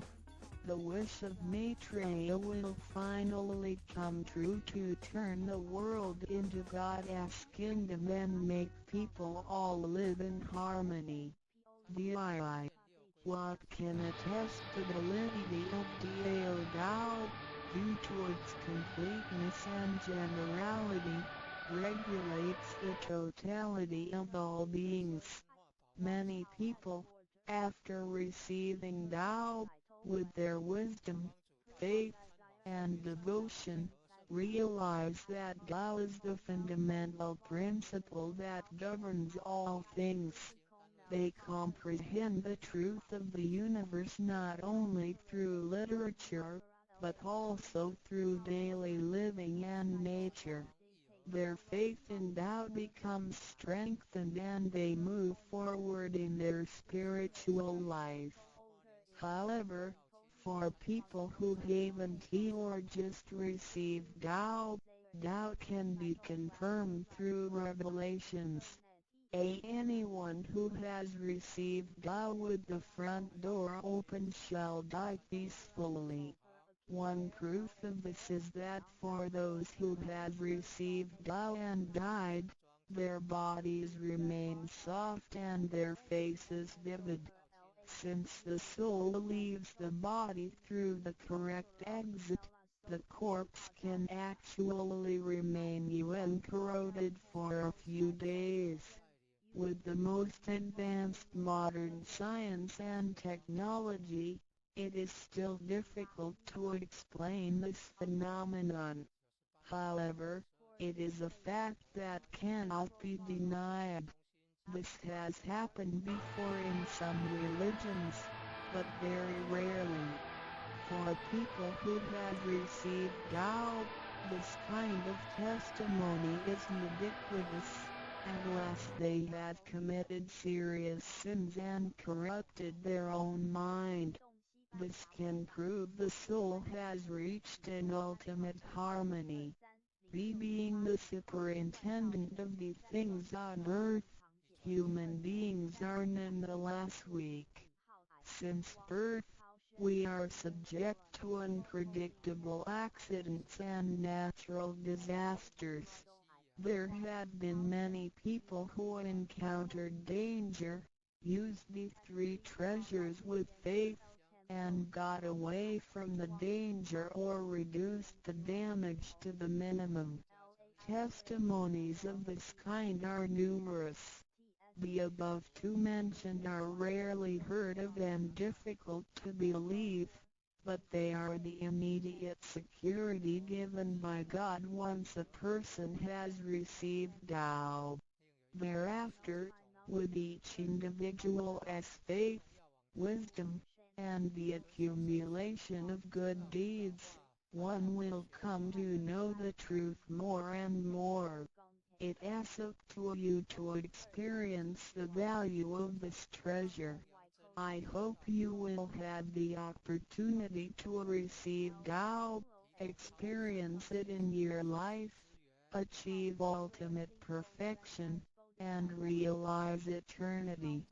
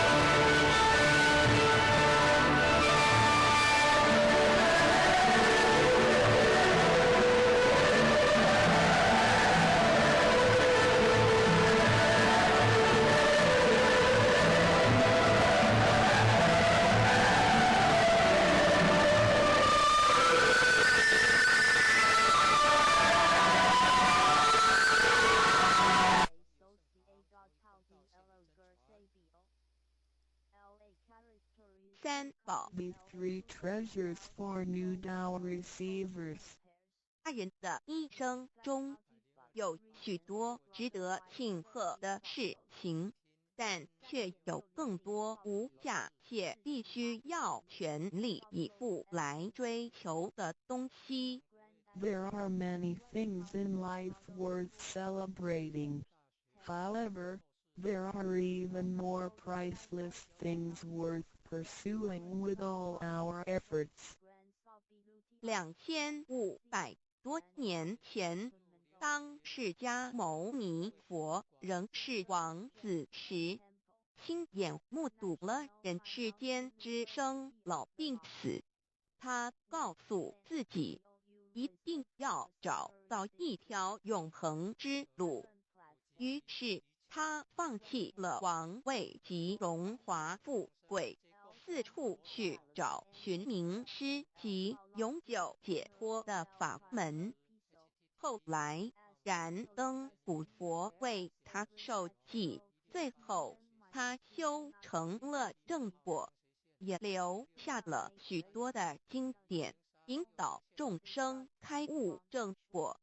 About 2,500 years ago, when Sakyamuni Buddha was still a prince, he witnessed the four sufferings of life: birth, old age, sickness and death.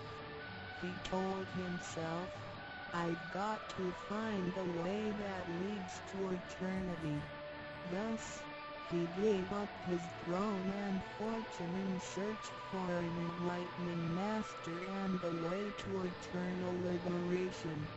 Later, he was initiated by Gautamara Buddha and eventually reached Buddhahood.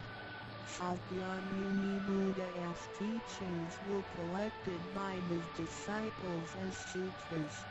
The large collection of sutras that continue to guide sentient beings even till this day.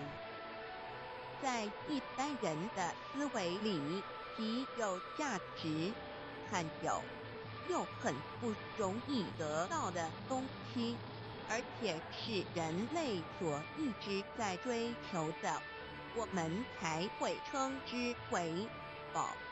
今天，您在上天的恩典及诸佛菩萨的祝福下求了道，得了三宝。此道就是当初佛陀及古往今来的修行者、宗教家倾一生之力所追寻的永恒之路。过去因为天时未至，道是单传独授，得道者稀，修行者常有，踏破铁鞋无觅处之憾。如今上天慈悲大开普渡，得道者众，求道者可说是得来全不费功夫。虽然得道容易，也是自己累世佛缘根基深厚，祖上有德所致。所以当您求完道时，大家都给您道喜。Generally, we call a precious, valuable, and rare item which is highly sought after as a treasure. Today, because of the grace of heaven and the blessings from all Buddhas and Bodhisattvas, you have received Tao and the three treasures. Tao is the way to eternity that Sakyamuni Buddha, countless cultivators, and religious people had been searching all their lives. Before 1930, Tao was transmitted on a one-to-one basis. An enlightening master could only transmit Tao to one qualified individual because the timing for universal Tao transmission was not right. The number of people receiving Tao were scarce due to the lack of opportunity to meet with an enlightening master and receive Tao. What a pity! Because of the grace of heaven, now is the time for universal Tao transmission, and therefore, many people had the opportunity to receive Tao.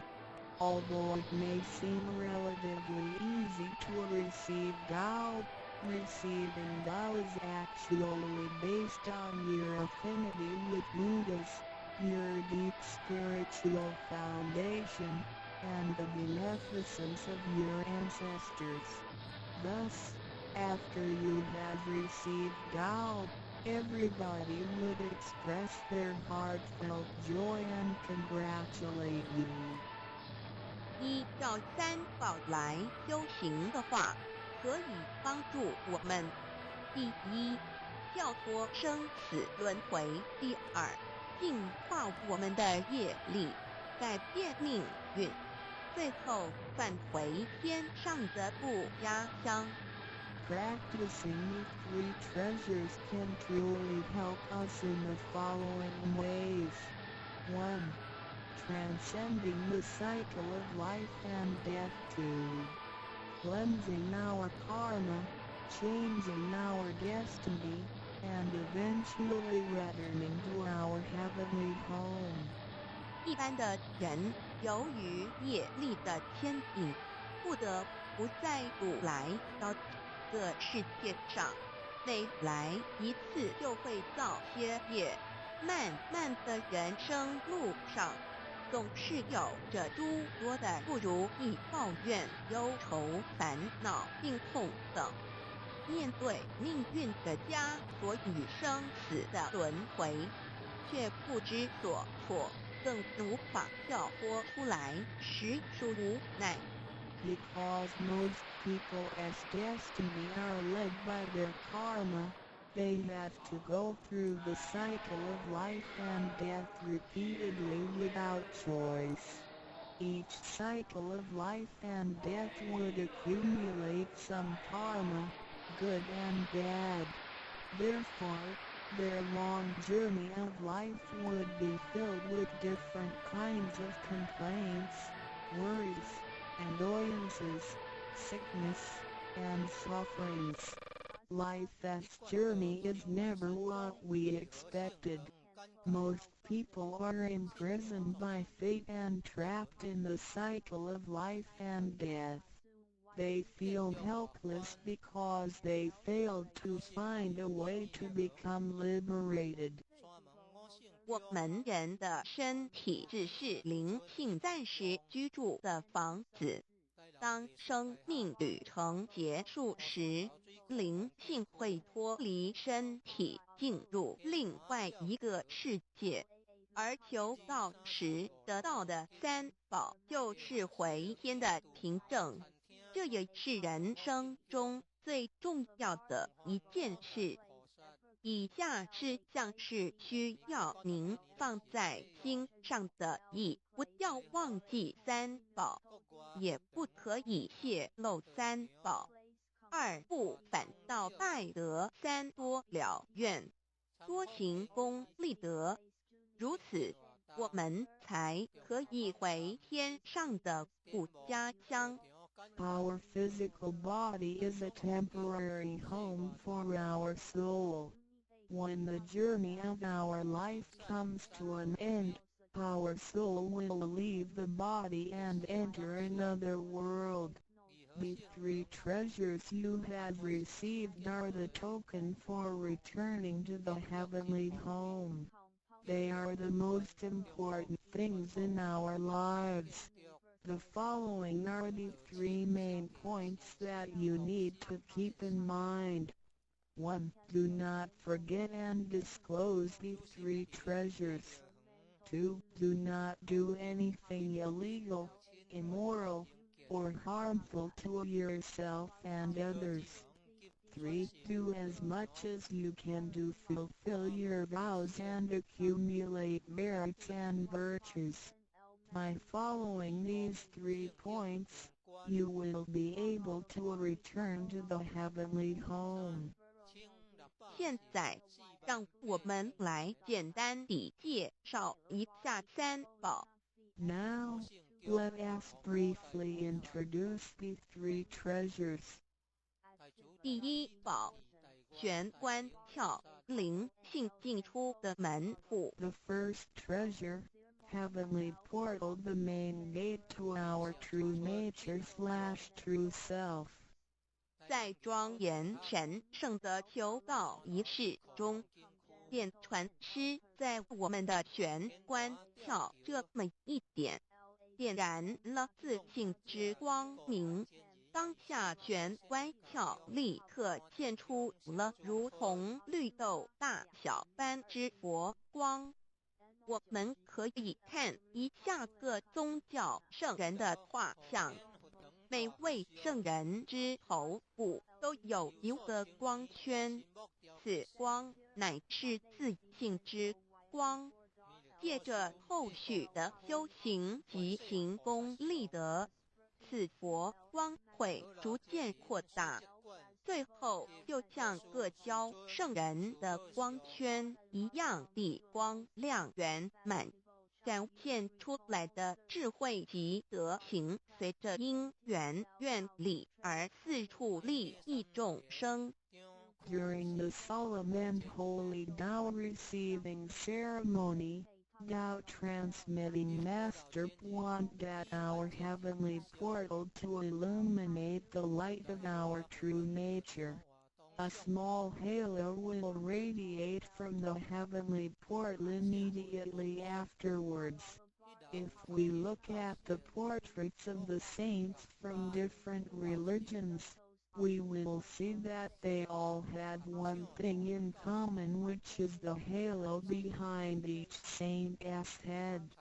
The halo is the light emitted from the true nature.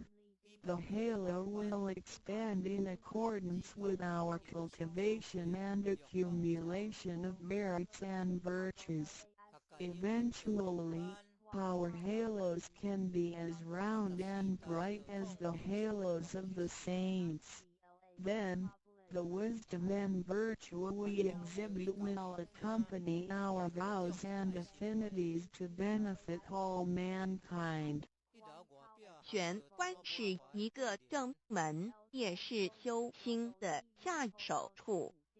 行住坐卧之中，常收束身心，从玄关发出之念头，都是正念、慈悲心、喜舍心、智慧心。心提心念在玄关，再用玄关去听、去看、去应对一切事物，便能与佛菩萨以心应心。Heavenly portal is the main gate of our body. It is also the starting point for us to cultivate our heart. Every day we need to manage our mind and body properly.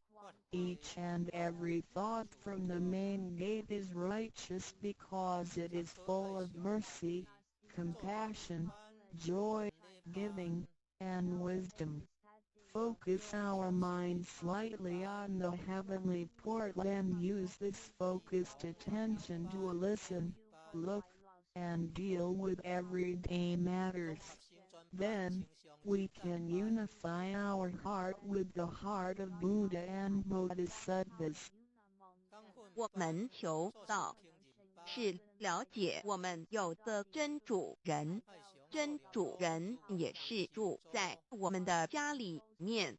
每间房子都会有主人的房间，主人有主人该睡的地方，客人有客人该睡的地方，这不能错乱的。Receiving Tao is to help us recognize the true Master. Our body is like a house.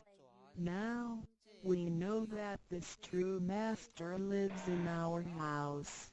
Every house has a master bedroom. The master bedroom is the room where the master sleeps in. Guests have to sleep in the guest rooms because only the master should sleep in the master bedroom. This arrangement should not be altered in any way. 各教经典也有关于玄关窍之论述。子曰：谁能出户由户和莫由私道也？每个人要走出房子，都要经由门户。的肉体犹如火宅，修行者欲跳脱此火宅之束缚，何不走这一条光明大道呢？ The classics, sutras, and scriptures of different religions all contain descriptions of the heavenly portal. Confucius said, "Who can go out without using the door, so why doesn't anybody follow the way? Now everyone gets out of the house through the door." The physical body is like a burning house. A cultivator needs to take the correct and bright path in order to break free from the confinement of the burning house. 圣经里也提到， Testimonies of the heavenly portal can also be found in the Holy Bible. 眼睛就是身上的灯， The light of the body is the eye. 你的眼睛若了亮，全身就光明；你的眼睛若昏花，全身就黑暗。你里头的光若黑暗了，那黑暗是何等大呢？ The lamp of the body is the eye. If therefore thine eye be single, thy whole body shall be full of light. 马太福音 Matthew 6:22 But if thine eye be evil, thy whole body shall be full of darkness. If therefore the light that is in thee be darkness, how great is the darkness? 马太福音 Matthew 6:23 The lamp of thy body is thine eye. When thine eye is single, thy whole body also is full of light. But when it is evil, thy body also is full of darkness. 路加福音 Luke 11:34你只有一只眼进入永生，强如有2只眼被丢在地狱的火里点。 It is good for thee, you, to enter into life with one eye, rather than having 2 eyes to be cast into the hell of fire. 马太福音 Matthew 18:9试问是用左眼还是右眼上天堂进入永生呢？肉眼早晚会毁坏的，如何使人上天堂呢？ After reading the above verses, some questions may arise. For example, should we enter heaven and attain eternal life through the left eye or right eye, since the eyes of this physical body will deteriorate one day? How can they help us return to heaven? 玄关窍底被点开后，好好地修持，久而久之，身体内外真的会光明，连毛细孔都会发出光来。尤其是真修持练得到清闲前，只是我们的肉眼看不到而已。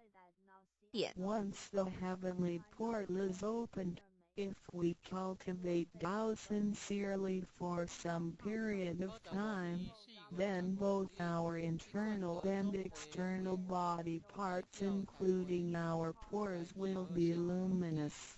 This is true for Tao members who have cultivated sincerely and truthfully. However, the light or halo emitted from the body cannot be seen with the naked eye.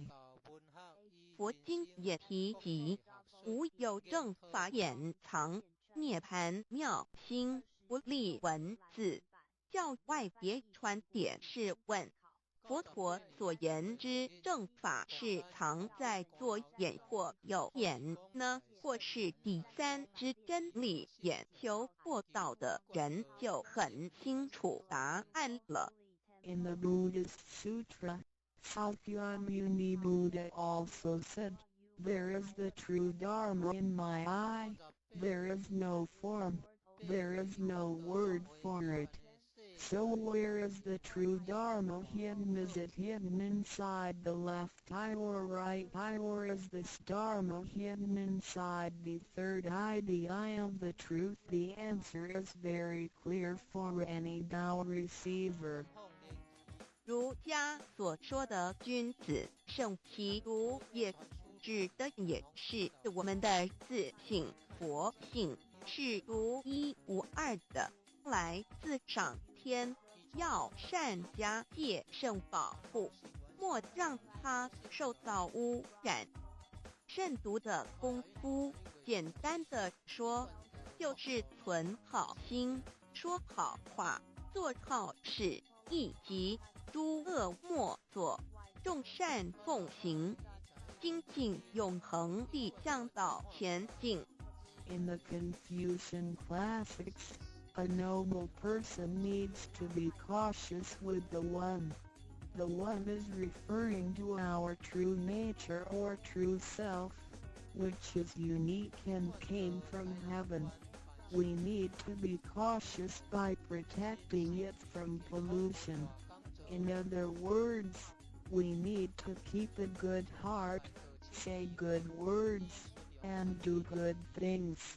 We need to do all good deeds continuously with all our efforts. 一个人若平日能够时常守玄祥和之气，自然会引发善因缘的发生。佛像尚未开光，佛没有被请入，拜他是没用的，那一尊佛不会接受。你本身就是一尊佛，要开光，要求道，求道就是开光，告知你真主人在哪里。If a person can keep his mind focused on the heavenly portal constantly, then the peaceful energy emitted from him may attract or accumulate good affinities. A Buddha statue needs to be initiated so the spirit of the Buddha will be invited into the statue. Otherwise, it doesn't matter how often you worship the Buddha, he will not accept your worship. You, yourself, is a Buddha. Therefore, you need to be initiated by opening up the heavenly portal. How can the heavenly portal be opened? It can only be opened through the Tao receiving ceremony. Receiving Tao helps us to rediscover the location of our true master. 我们平常时候，精神是外放，眼要看，耳要听，吃进去的营养也一直在消耗。守玄有助于减少营养与能量的消耗，同时让更多营养转为能量，运行于身体，让脉络畅通，减少病痛，促进身体健康。Every day a lot of our energies and spirits are wasted on the things we see with eyes, we hear with our ears, we think with our mind, etc. Thus, the nutrition for our bodies is constantly being used. When we calm down and focus on the heavenly portal, it helps to lower the energy and nutrition consumption of our bodies. At the same time, it helps to turn more nutrition into energy, transport the energy throughout the entire body, and make the energy channels freer so that the energy can flow with less obstruction. If energy can flow freely, then we would not get sick so easily. As a result, our health would improve. 第二宝，口诀五字真言。 The second treasure, Heavenly Mantra. The 5 words. 念五字真言，不是外求净土，而是内生净土。口诀又名五字真言，口之修养也。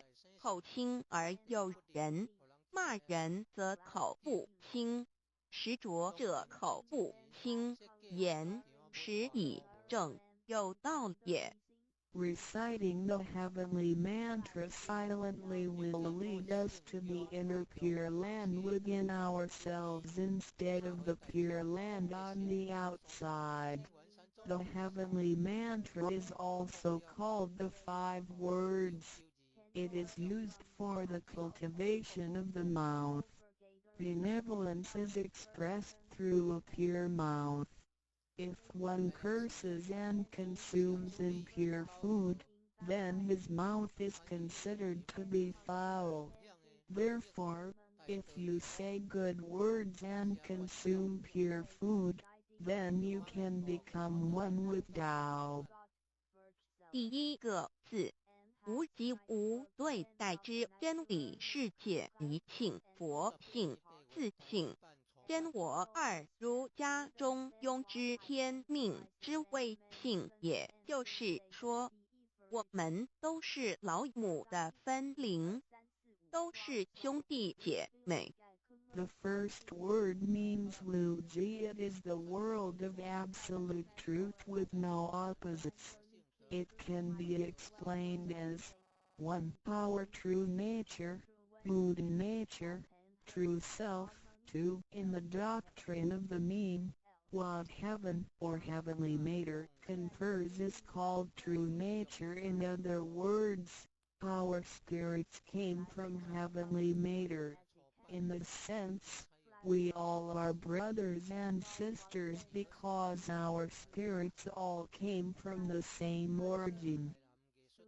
第二个字，太极有阴阳相对待，诸如日也，善恶、高矮等，也可以理解成一人心二儒家之率性之谓道人们的心思是错综复杂且迷惑的，因此需要依循着上天所赋予之纯善的天性，走在正道上。The second word means Taiji. It is the world of duality. Duality consists of having 2 opposites such as the sun and moon, day and night, good and bad, tall and short, etc. It can be explained as 1. Our mind. 3. In the doctrine of the mean, in accordance with true nature is called the way, Tao. The human mind is complex and often filled with confusions. Therefore, we need to follow the true nature from heaven and take the righteous path. 第三个字，黄极物质的现象世界，它不是永恒不变的，也可以理解成一人身二儒家中庸之修道之谓教。 The third word means Wanji. It is the world of physicality, which is the one we live in. Nothing in this world is permanent. It can be explained as 1. Our physical body. 2. In the doctrine of the mean, cultivating the way, Tao, is called education. 要走在正道上，是需要有正确的教育与引导的点。 In order to be on the righteous path, we need to have the correct education and guidance.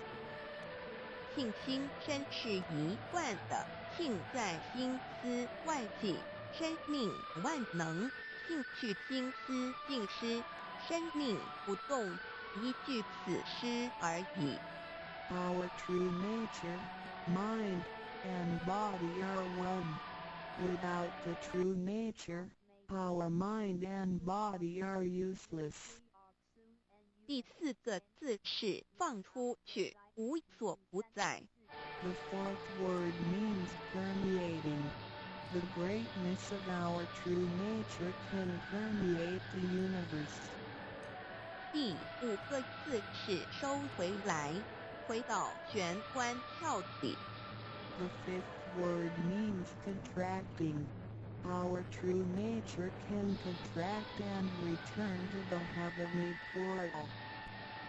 我们的自信是无所不在的，而且自信是没有分别、没有对待的，才称为无极。无到极点就是没有分别对待。Our true nature is everywhere. It is absolute. It doesn't discriminate or judge. Thus, it is also known as Wuji, which means genuine emptiness. 弥勒也有慈爱之意，修行上让慈爱布满个宇宙，就如同老母及诸佛菩萨对众生的爱是没有空间的限制的。The fourth and fifth words can be combined to mean mercy and loving kindness.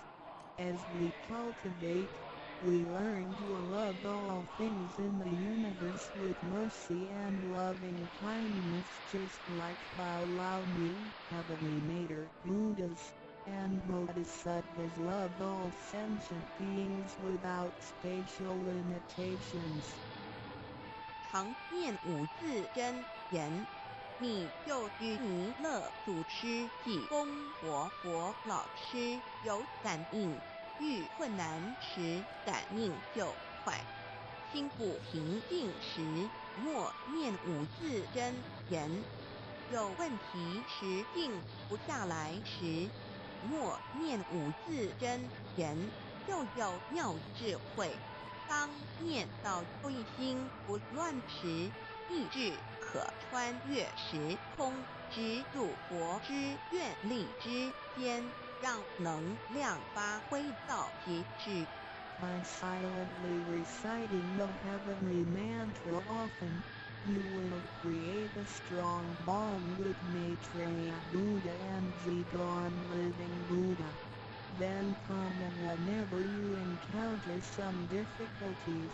Buddhas will get the signal more quickly. When you feel uneasy or disturbed, recite the heavenly mantra silently in your heart. Then your great wisdom may arise to help you resolve any difficulty. And when you silently recite the heavenly mantra with full attention, your willpower can permeate through time and space, and enter the power of Buddha's vows. Then, the strength of the mantra will reach ultimate attainment.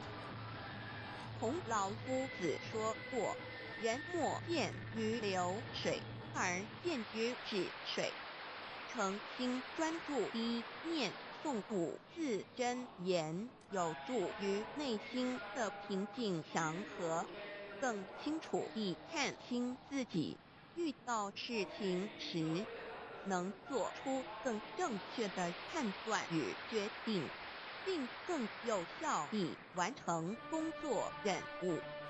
Confucius said, "Men do not look into running water as a mirror, but into still water." Silently reciting the heavenly mantra with sincerity and full attention helps to pacify our mind. As a result, we can see ourselves more clearly, make judgments and decisions more correctly, and complete daily tasks with more efficiency. 第3宝，合同学习宽恕。 The third treasure, heavenly hand sign learning to be forgive. 手抱合同也意味着与天佛合，与天佛同，把我们的佛心、自信、请、愿力和诸佛菩萨的佛心、自信、愿力相合在一起。我们和同修之间要和，才能同人与人之间要和。要同，就要学习术道，也就是己所不欲，勿施于人，学习宽恕。就像耶稣在十字架上所说的话，就是一种宽恕。人与人之间多一些体谅宽恕，才能和，才能同。若小同都无法做到，如何世界大同呢？此手印也是回天的一个凭证。Holding the heavenly hand sign means to unify our true nature with Buddhas and Bodhisattvas. It is the unification of our true nature and vows with the true nature and vows of Buddhas and Bodhisattvas. Similarly, we need to unify with all people including other Tao members by getting along with them. We need to learn to be more cooperating, understanding, tolerating, and forgiving, so we can form a perfect union. Confucius said, "Do not do unto others as you would not have others do unto you." The last words of Jesus Christ were also words of forgiveness. In order to form a perfect union with others, we have to be more understanding and forgiving. If we cannot form unity with the people in our society, how can we form unity with the rest of the world and achieve great harmony? The heavenly hand sign is also a token for returning to the heavenly home. 现在来探讨一下三宝的修持。Now, let us examine further the practice of the three treasures. 三宝真藏蕴含道统真传、天命真传、心法真传，这三样每一样都很重要。The three treasures encompass the true transmission based on the lineage of Tao and the mandate of heaven. It is the wordless heart-to-heart transmission. Each of the three treasures is equally important. 求道时，点传师点的右手点完玄关之后，会用左手在玄关前做一个布袋的动作。此动作之意义为何呢？简单的说，左手的手掌心就像一面镜子，要我们用此自信之光向内照视自己，也就是一般所称之回光返照。自我省察、自我检视，也是修行的开始。During the Tao receiving ceremony, Tao transmitting Master pointed at our heavenly portal with his right hand and made a gesture of covering it up with his left hand. What does this gesture mean? Simply speaking, the left palm is a metaphor for a mirror. The gesture signifies the constant use of this mirror to examine our inner selves. Self-introspection and self-examination are the beginning steps of Tao cultivation. 每个人自身有个自性真度人在当家，不是由眼、耳、鼻、舌、身、意六根产生之六种情境当家，也就是说，不被眼见之事物、耳听到之声音、鼻子所闻到之气味、舌头尝到之味道、身体所触摸到的东西及自身之习性来掌控我们。Every single person has a true nature or true master who is in charge of the mind and body. We should not let the 6 perceptions produced by the 6 roots of sensation, eyes, ears, nose, tongue, body, and mind, be the master. In other words, we should not let what we see with our eyes, what we hear with our ears, what we smell with our nose, what we taste with our tongue, what we feel with our body, and what we think with our mind, be in control. 现代人生活过于忙碌，需要留点时间收心。济公活佛老师慈悲说过，平时常手旋，祥和之气自然会引发善因缘的发生。为什么我们修道到最后，心性无法再提升？因为我们很少去反省自己，甚至从来不问问自己内心深处什么是我们的真正需求，什么是我们的根本。若不从根本上去下功夫，以为来佛堂听道理就是修道，心性当然无法提升。Nowadays, everyone lives a very busy life, so we need to spare some time to relax and bring peace back into our mind. Our holy teacher, Qigong Living Buddha, mercifully said, in your daily life, you need to find a suitable time and place to focus on the heavenly portal and empty your thoughts. Then, the peace and harmony around you will attract good affinities.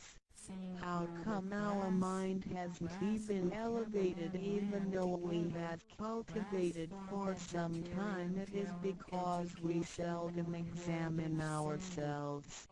We never introspect ourselves, try to figure out what our needs are, and what the root is. If we think doubt cultivation is merely coming to the temple and listening to the Tao lectures, then our mind could never be elevated. The reason is that we do not cultivate from the root.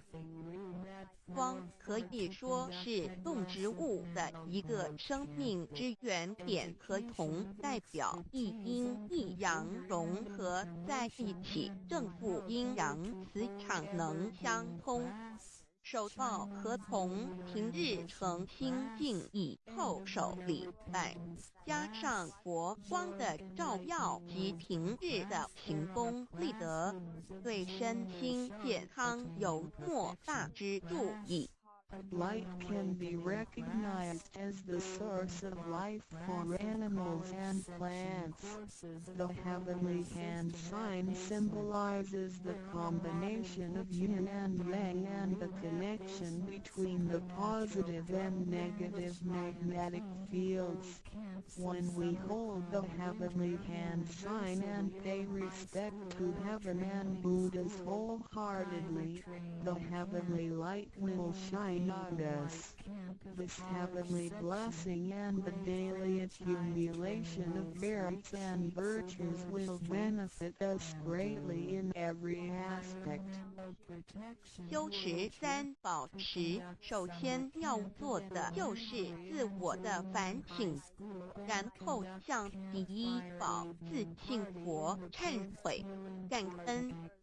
生生世世以来，我们不断地在轮回，身口意不断造业，污染了自信佛，让其承担了罪业，故需忏悔，同时也因为自信的作用，对肉身得以行功立德，利己利人，故需感恩于他。When practicing these three treasures, the first thing we need to do is to truly introspect ourselves. Then, we need to sincerely repent and thank our true nature. We have been through many cycles of life and death. In every cycle, we created karma, good and bad. The bad karma we created had polluted our true nature. At the end of every cycle, we burdened our true nature with the sins we committed. Therefore, we need to repent for the mistakes and bad karma we created with our bodies. However, it is because of the possession of this physical body that we had the opportunity to accumulate merits and virtues and create good karma to benefit ourselves and others. Thus, we need to thank our true nature for guiding our physical body in doing these good deeds. 第二宝，常默念五字真言，让心中的爱自然流露出来，爱自己，爱众生。第三宝，多包容宽恕别人。260中，无论身在何处，更要时时提醒自己的心，愿力要和天佛菩萨的心，愿力相合。If you silently recite the second treasure, the heavenly mantra, often, then you will naturally love yourself and all sentient beings. If you use the third treasure often, then you will be reminded to be more tolerant and forgiving. Always remind yourself that you need to unify your heart and vows with the heart and vows of Buddhas and Bodhisattvas. 道场处处都是行功了愿的机会，要多行财师、法师、无畏师，度化更多众生返回复家乡。如此，必得上天加批拨转，不好的业力会逐渐消减，从此改变了命运。当然，当我们在布施或为上天办事时，目的并不在于希望能交换到上天的祝福，让自己得到什么好处。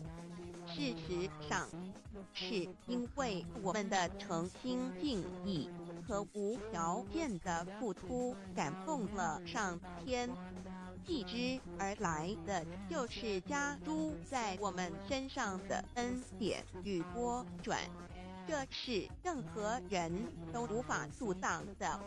There are many opportunities within the Tao society for one to accumulate merits and virtues.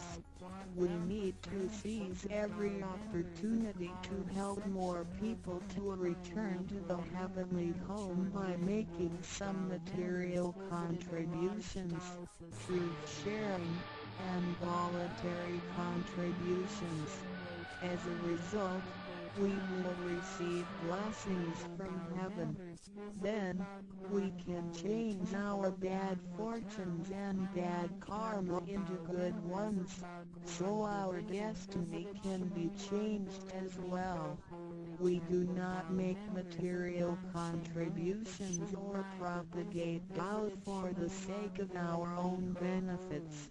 If we do good deeds with sincerity and without asking for anything in return, then heaven will reward us. We will, then, receive grace and great help from heaven. These blessings will come naturally to us without hindrance. 从我们求告那一刻起，我们的姓名就已经登记在生命册上，成了上天的人。上天无时无刻没有不注意着我们，都在看着我们有没有在用三宝。是不是有什么事情需要济公活佛老师帮忙的？ From the moment we received Tao, our names had been registered in heaven. We had become the citizens of heaven. Therefore, heaven will continue to watch over us to see if we practice the three treasures or need help from Holy Teacher, Jigon Living Buddha.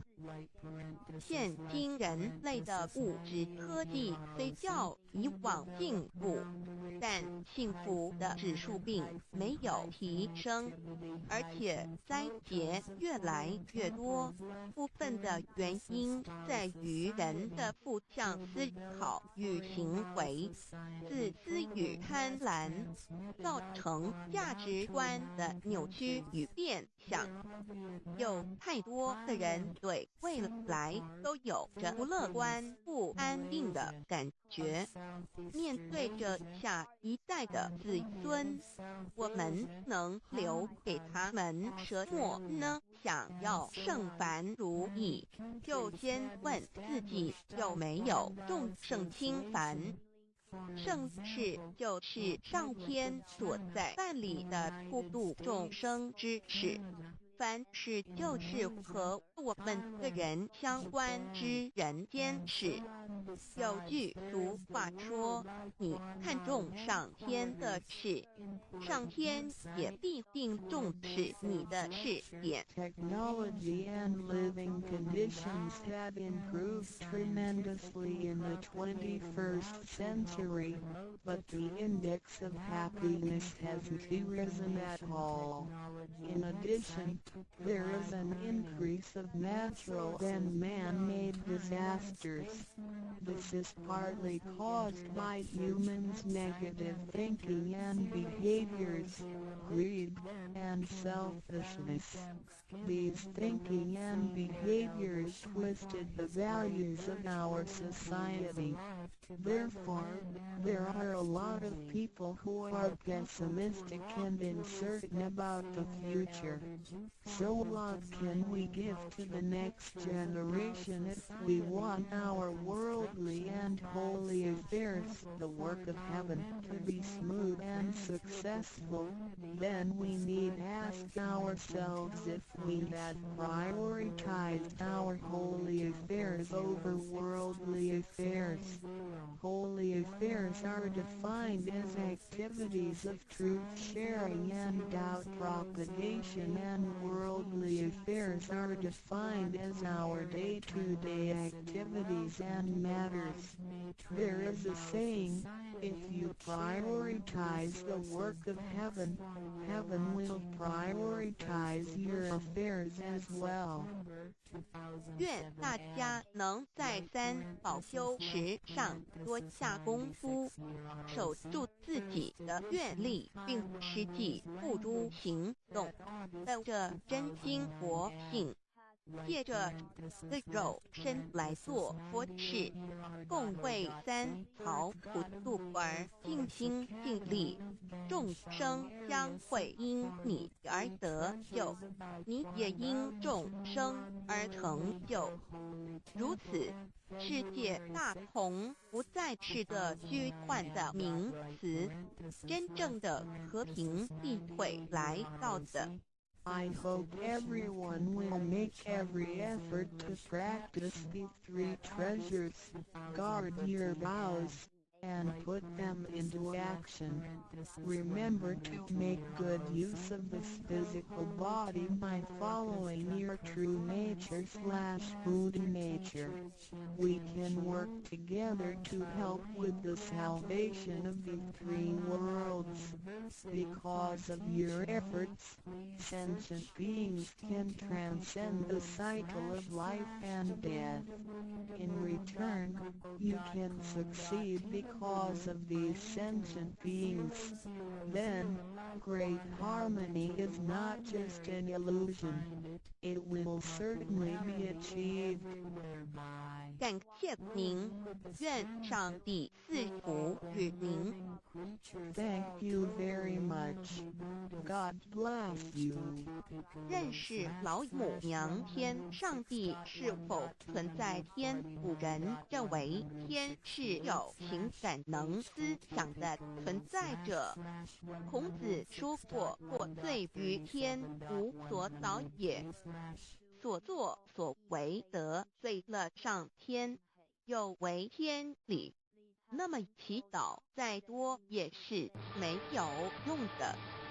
予所否者，天厌之，做了违背良心的事情，上天就会唾弃我为乎？为天为大啊！只有天最高大天。孔子、孟子思想中，天似乎也是能安排一切的主宰。孟子也说过：“天将降大任于斯人也，必先苦其心志，劳其筋骨，饿其体肤，空乏其身，行拂乱其所为。所以众心人性，增益其所不能。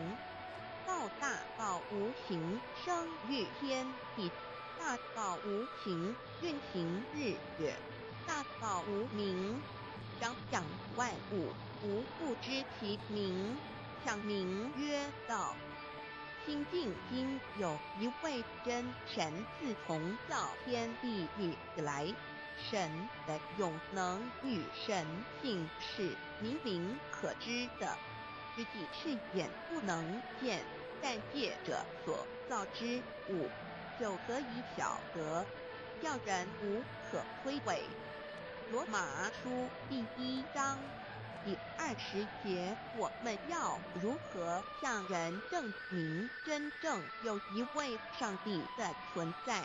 虽然上帝的存在不需要也不可能用人的方法来证明，但是很多人都不由自主地相信宇宙当中必然有一位冥冥中的主宰。在我们生活经验中，当我们尽了所有的努力，常常会带着期望说谋事在人，成事在天，生死有命，富贵在天。当事情不太顺利时，我们也常安慰自己说天无绝人之路，若事情已经绝望了，我们只好看齐天不从人愿。最后事情若起死回生时，我们会高兴地说天理昭昭，老天有眼，有一位真神上帝，看不见的并不表示就不存在。如空中有许多电波承载着美妙的音乐影像，虽然看不见电波，只要能借着适合的方法收音机电视，我们不但能知道电波的存在，而且能与这些电波有正确的接触。上帝虽然是我们肉眼所不能见，但借着他所创造的浩瀚宇宙和微妙自然，我们就能知道有一位真上帝，万物的创始者。有一位真神太初有道，道与神同在，道就是神。这道太初与神同在，万物是借着他造的，凡被造的没有一样不是借着他造的。新约翰福音1:13，圣经创世纪1:01分。Joseph General 1:1. 起初神创造天地。General 1:2. 地是空虚混沌渊面黑暗，神的灵运行在水面上。General 1:3. 神说要有光，就有了光。General 1:4. 神看光是好的，就把光暗分开了。General 1:5. 神称光为昼，称暗为夜，有晚上，有早晨，这是头一日。老母娘上帝，阿拉，万物之真宰，明上帝，无量心虚，至尊至圣，三界十方万灵真宰，老母娘，明上帝，老母娘，生天生地生万物，为天地万物生灵之真主宰，又称无生老母，又称明上帝。上帝当知道，我们所敬奉的真神，就是四书五经所说的上帝。这真神两个字和上帝两个字，音虽不同，意思却是一样。就如大雅所说的“音之谓丧失”，各配上帝。朱子说，上帝就是天的主宰。小雅上说，按形体而论，就叫做是天；按主宰而论，就叫做是地。既是朱子和程子两个讲解，和真神两个字的意思是一样，就可以明白，我们所敬奉的真神，就是古年间的圣人所敬奉的上帝。基督教辟邪归正论第56页，老母娘清净应云：大道无形，生育天地，可知天地之源乎此于道，未有天地先有此道。道德经首母章第52，天下幼始，以为天下母。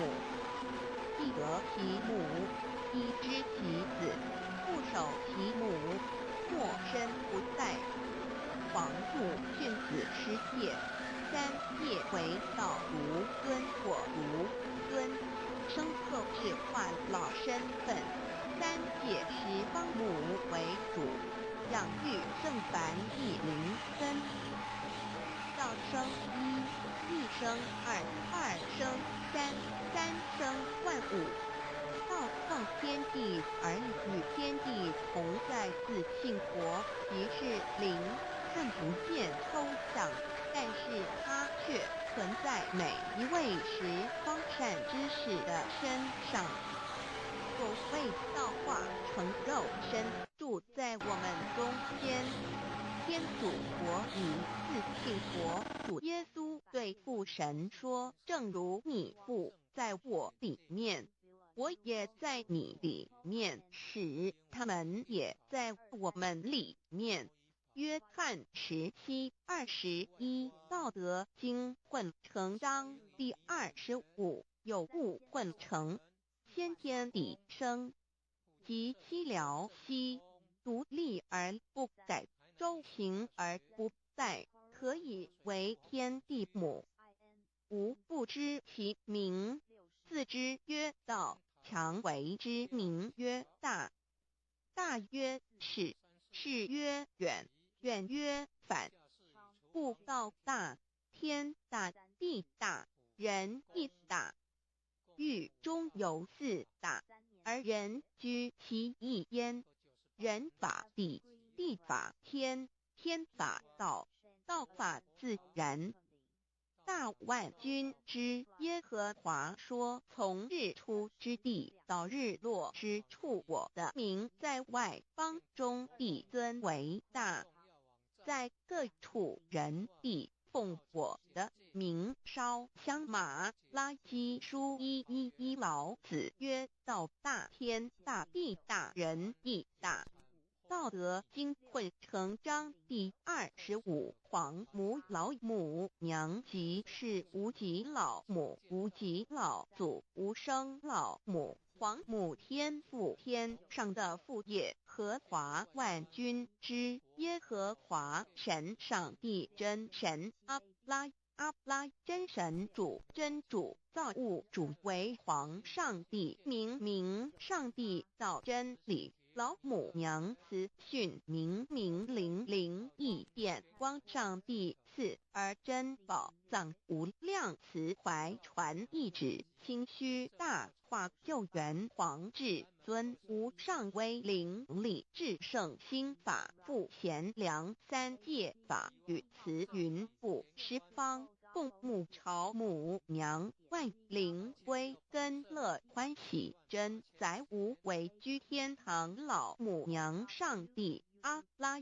万物之真载，明上帝，无量清虚至尊至圣三界十方万灵真载，一点明上帝圣号之意义，明是代表先天纯阳光明本性。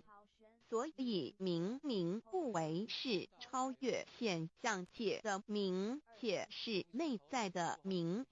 超越现象界的明为天命，内在的明为人人具足的本性良知。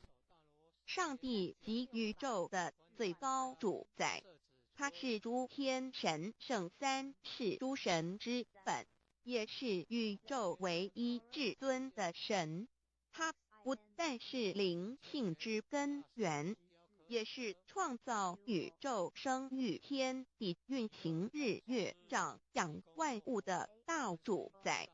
在人而言，亦如无人本具之本性良知，如帝尧之大仁，虞舜之大巧，夏禹之大功，文王之大德，周公之大才，老子之感应，孔子之忠恕，释迦之能静，耶稣之博爱，穆圣之清真，观音之大慈，世子之喜舍，文殊之大智，普贤之大行，弥陀之平直，关圣之刚正，纯阳之虚明，五目之精中，等十方众圣，三世诸佛，一切奥义妙理，无量智慧功德，神通妙用，全是由上帝的性体中流露出来的。上帝的性体尽虚空遍法界，我们所看到的一切，所看不到的一切，全是上帝所变现的。所以我们时时刻刻都是与上帝同在的。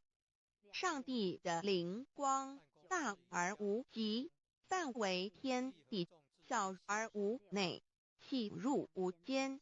凡是日月星辰，江海井泉，白云彩虹，雨露霜雪，一花一木，一草一蛋，宇宙森罗万象，全在上帝的性海中。无量清虚形容明上帝是无量智慧之根本，无量妙行之本处，无量功德之源头，是真空妙有，虚灵不灭的至尊至圣，世尊崇其位为至尊至贵，至高无上的。敬奉其德是圆融完美无缺的。三界十方，三界是指欲界、色界、无色界。十方指东西南北东南西北东北西南上下，表上帝的性体尽虚空遍法界无所不在。X 三界28天图万灵真，在说明上帝的圣灵大而无极范围，天地小而无内气入无间，为万有之本源，万化的真主宰。所以明明上帝为一切生灵的大总持，在传统道场亦有尊称为无生老母，或以母字为代表，其意义如同明明上帝，具有形上义与形象义，为万物苍生生命的大本源头。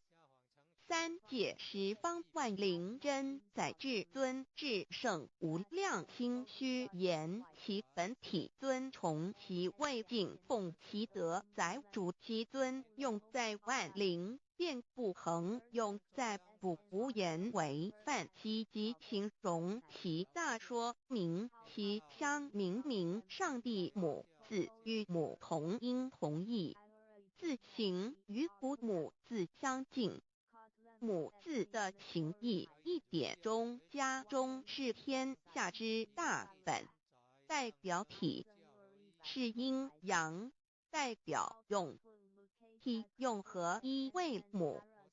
有体无用则至空，有用无体乃直相，即体即用即用即体，体用合一即是佛也。二点点代表无极，点代表真如本心。三点中线拉直透出圈外，表示超乎太极之外，贯乎太极之中。四点母字正转90度，表示先天灵性之母。先天母乃万灵主宰，灵性之母心无形，永久之如来自性。太极字的形义中是天下之大本，代表体。两点是阴阳，代表用。从代表无极，动生阴阳从直心代表真如本心。太极图各教圣人对老母娘的尊称，一点如叫天上帝、明明上帝为皇上帝等，中庸交涉之理，所以是上帝。天命之谓请，诗经小雅明明上帝昭灵下土，大雅上帝灵汝无二耳心。书经汤告为皇上帝，降中于下民，若有恒性。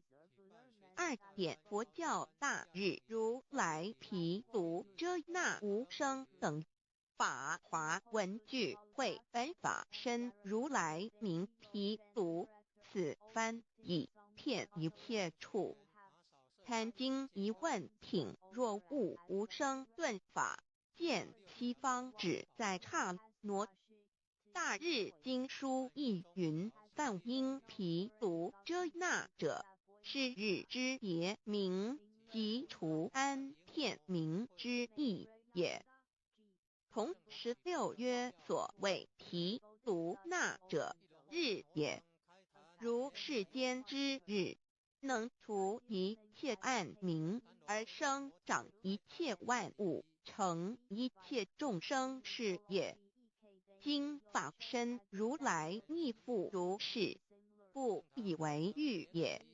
三点道教无道无极天尊等，道德经有物混成，先天地生，即七辽息，独立而不改，周行而不殆，可为天下母，吾不知其名，自之曰道。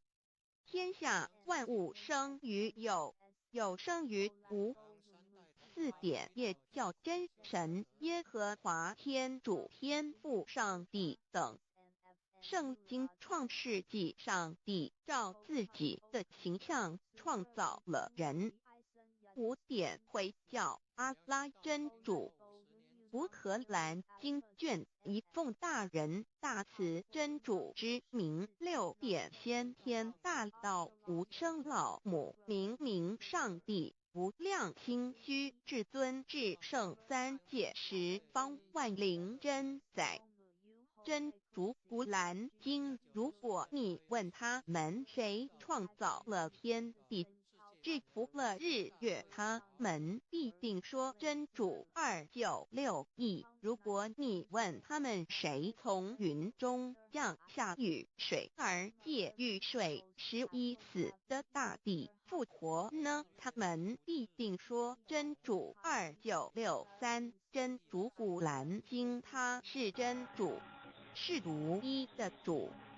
112真主是万物所仰赖的。1122他不生，也不被生。1123没有任何物可以与他匹敌。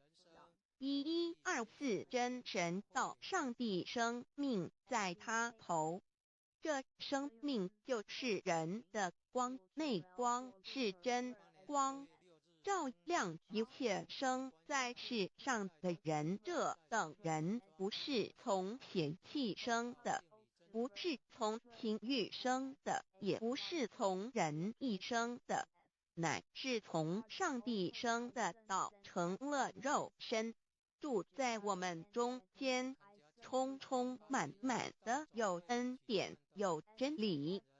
约翰福音1491314耶和华 Yahweh 耶和华 Yahweh/ 的称呼，在原文之意义，乃是自有拥有的他，亦即不生不灭诸天之国与神之国，神为诸天之国之上的主宰，母居里天，在诸天之上为万灵真载。诸天之国与神之国，宇宙能量，整个宇宙充斥着舞动的能量。除了此舞动的能量，我们的宇宙一无所有。在某个时间点，这些能量分成许多有知觉的能量与无知觉的能量，从而有一分为二，就对立。斯瓦米维达帕若提 Swami Vedambharati 者着火于家约翰一书第4章第13节，神将他的灵赐给我们，从此就知道我们是住在他里面，他也住在我们里面。约翰一书3:24，遵守神命令的，就住在神里面，神也住在他里面。我们所以知道神住在我们里面，是因他所赐给我们的圣灵。神的灵住在我们里面，何处？约翰一书与约翰福音在文体上颇相似，因此可能是来自于同一个作者。福音书作者约翰，神上帝老母娘的灵住在我们里面。圣经创世纪提到上帝创造天地万物的情形。创造人时，耶和华神用地上的尘土造人，将生气吹在他鼻孔里，他就成了有灵的活人。创世纪275教看到佛家所言正法掩藏灵山六之净瓶主人翁真主人真如等等。儒家所言大学之道三人之行天命等等。道家所言古神荼毒玄牝众妙之门等等。回教所言阿米木亮木米木回回之地等等。基督教言十字架用火施洗改门等等。对于以上所谈之名词，没有求道的人是无法体悟的。所以说摸得着根的成佛祖，摸不着根的瞎修行，而道就是万教所要找的根。个根如没有经活佛师尊名师指点，是无法找到的。可见求道的重要。经典印证亦无有正法掩藏，涅盘妙心，实相无相，为妙法门，不立文字，教外别传。二佛在灵山莫远求，灵山只在汝心头，人人有个灵山塔，好像灵山塔下修。正法密传世尊在灵山会上，拈花示众，是时众皆默然，唯迦摄尊者破颜为笑。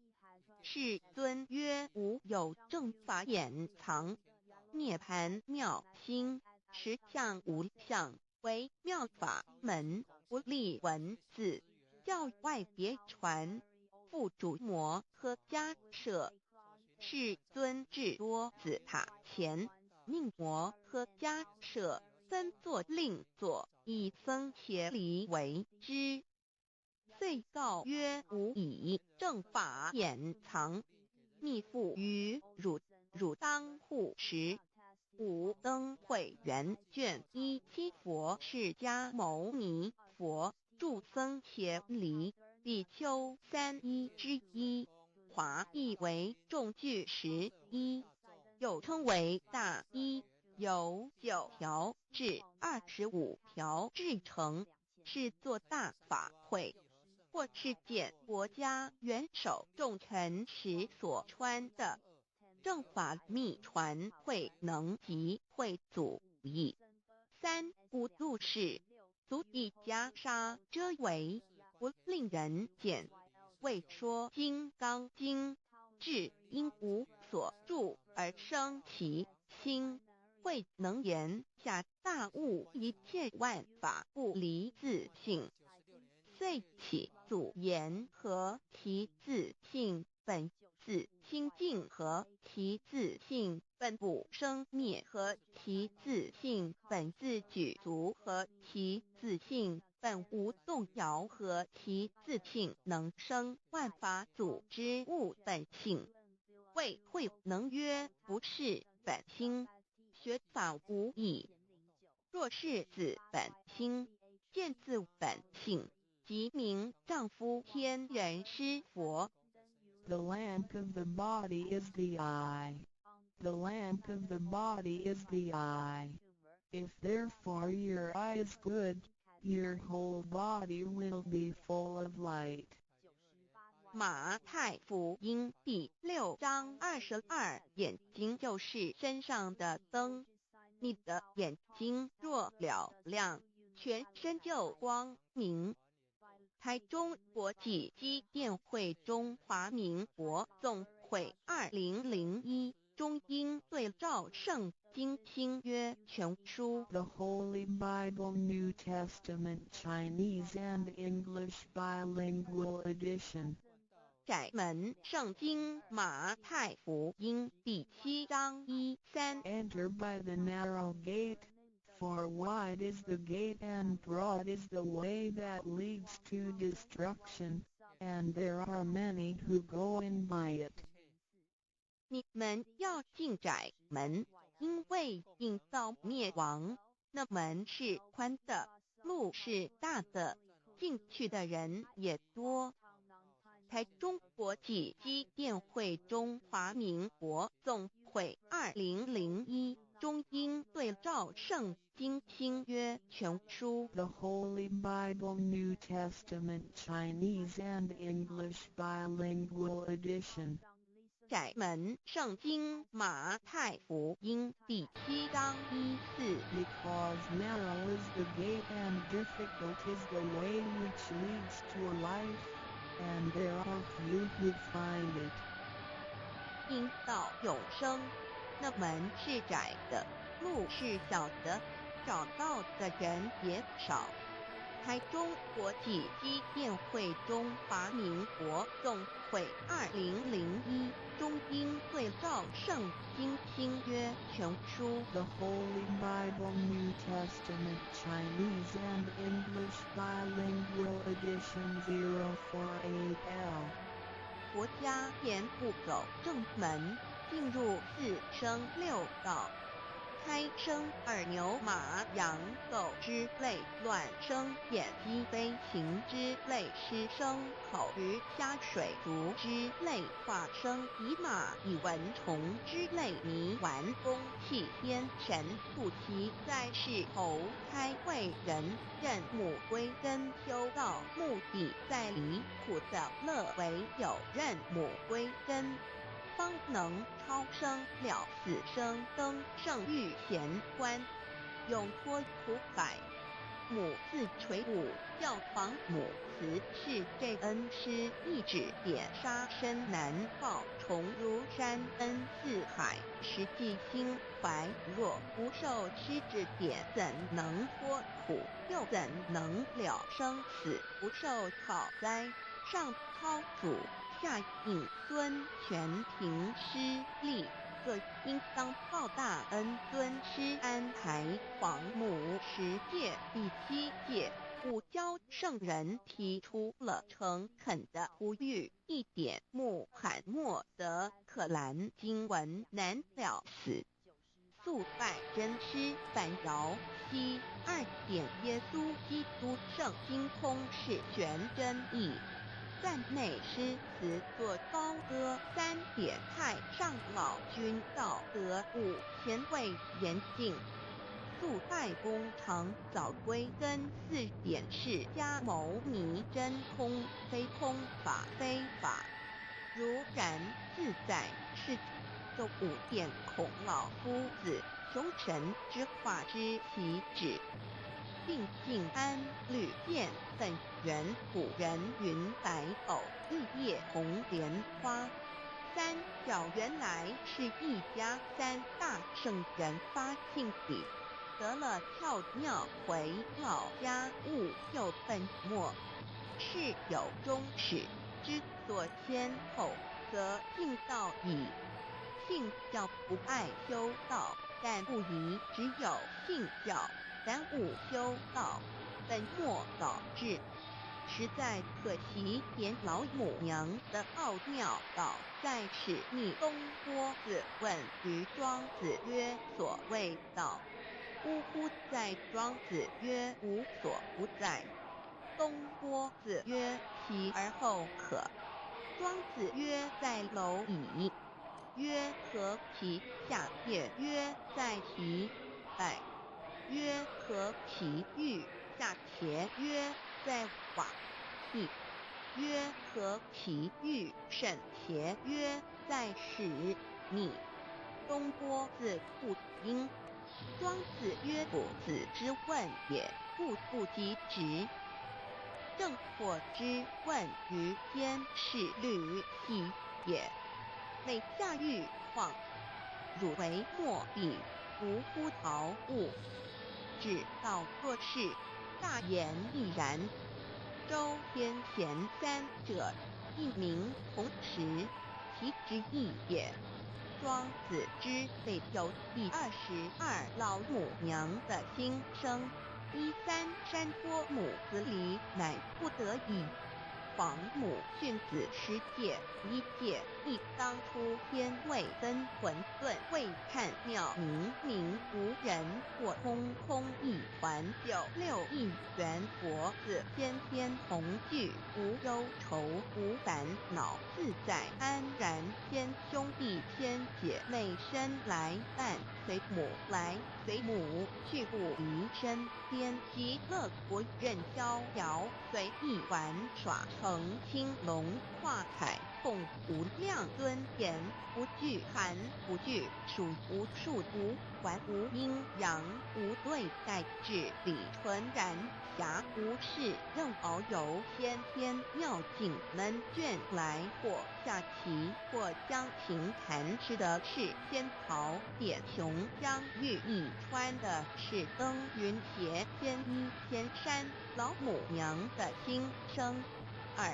论无极为圣域至善宝静静而因空外垮万类根源自从那妖子会气数以道为母我命七佛至理坤前万发在气数并天使成就又在至丑会满地是完全清气升为天坛不至星斗浊气降明为地土海山川至明会天地交日月和道会阴阳和阴均万类生全此即是先天妙开辟之本无极静态及动黄及坤前老母娘的心声3道即理即道虚灵之妙道生一生二又生3一本散万殊哉自无入有其奥妙是神天意难尽言天即成地即立万物其北东土无人焉缺少女男那10节为母我无奈之处方舍我96子七降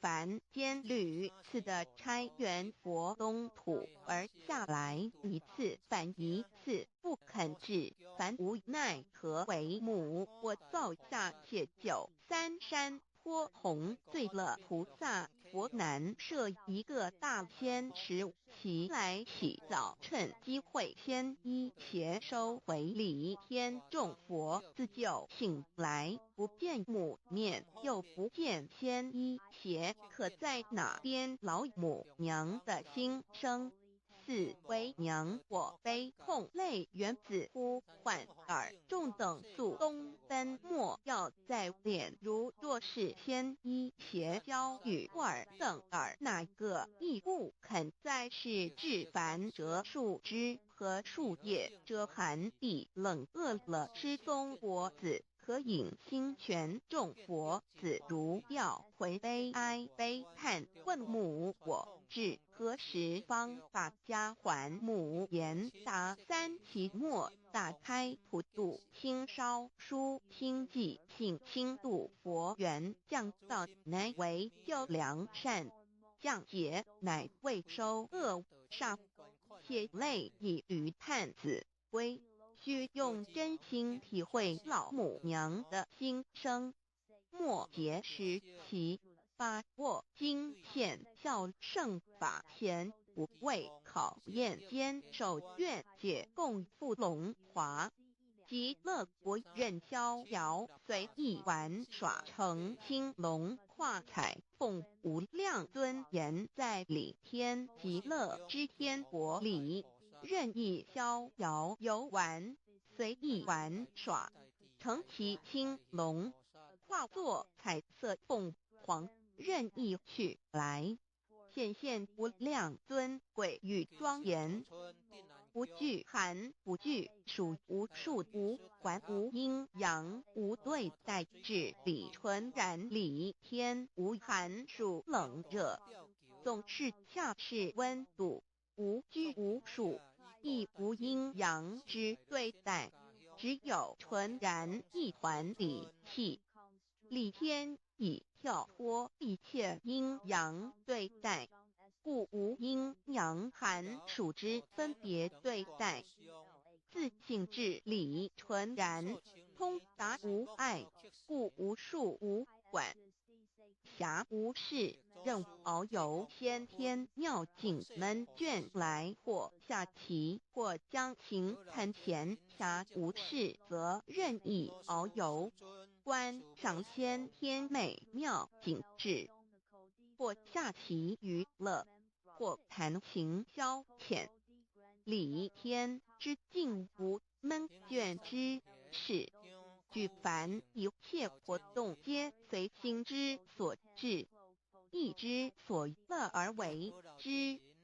吃的是仙桃果琼浆玉一穿的是穿云鞋仙衣仙衫，吃的是仙桃仙果，喝的是琼浆玉意，穿的是仙衣仙鞋。仙桃果蟠桃之果实，亦称仙桃。蟠桃实洲即东海有山，名度所山，上有大桃树，盘曲3000里，曰盘木。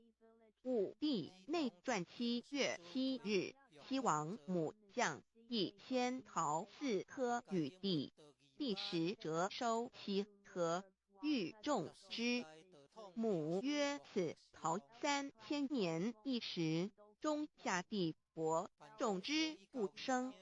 帝乃止。论无极为圣欲至善宝尽尽而应通万化万类根源理天是至善宝地，是无极的境界，至圣之相遇。此地至虚至境感而遂通万物之造化，是一切万物之根源所在。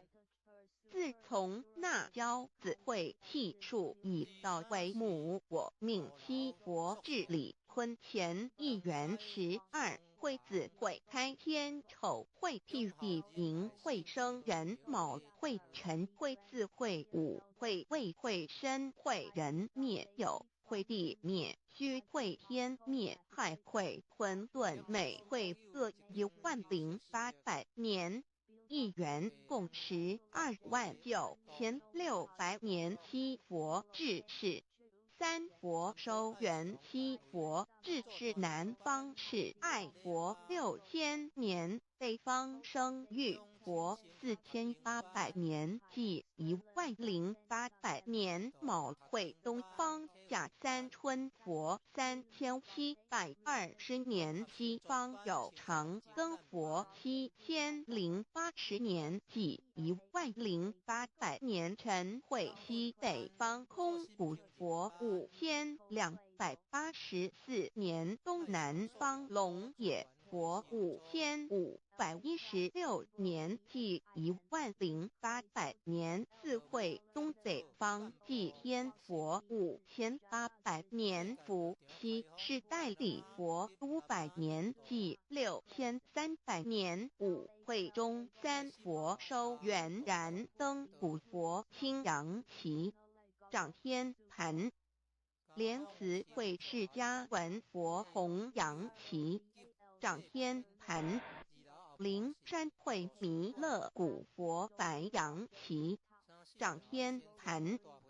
龙华会万八载气数足天使成就，又代指丑会满地使完全子会开天10800年，天成就丑会辟地10800年。地完全智慧会数景，智是圆满，母会圆灵收回，又会灭地，虚会灭天，亥会重回混沌星气，生为天坛布置星斗浊气，讲名为地湖海山川清清之气，上升则为天。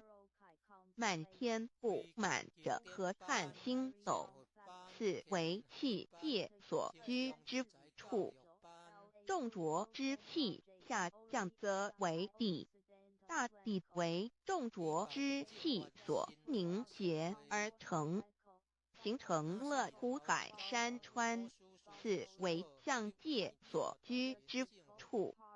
至阴会天地交日月和照会阴阳和阴均万类生全子会开天，丑会地地，以完成阴阳二气之分判。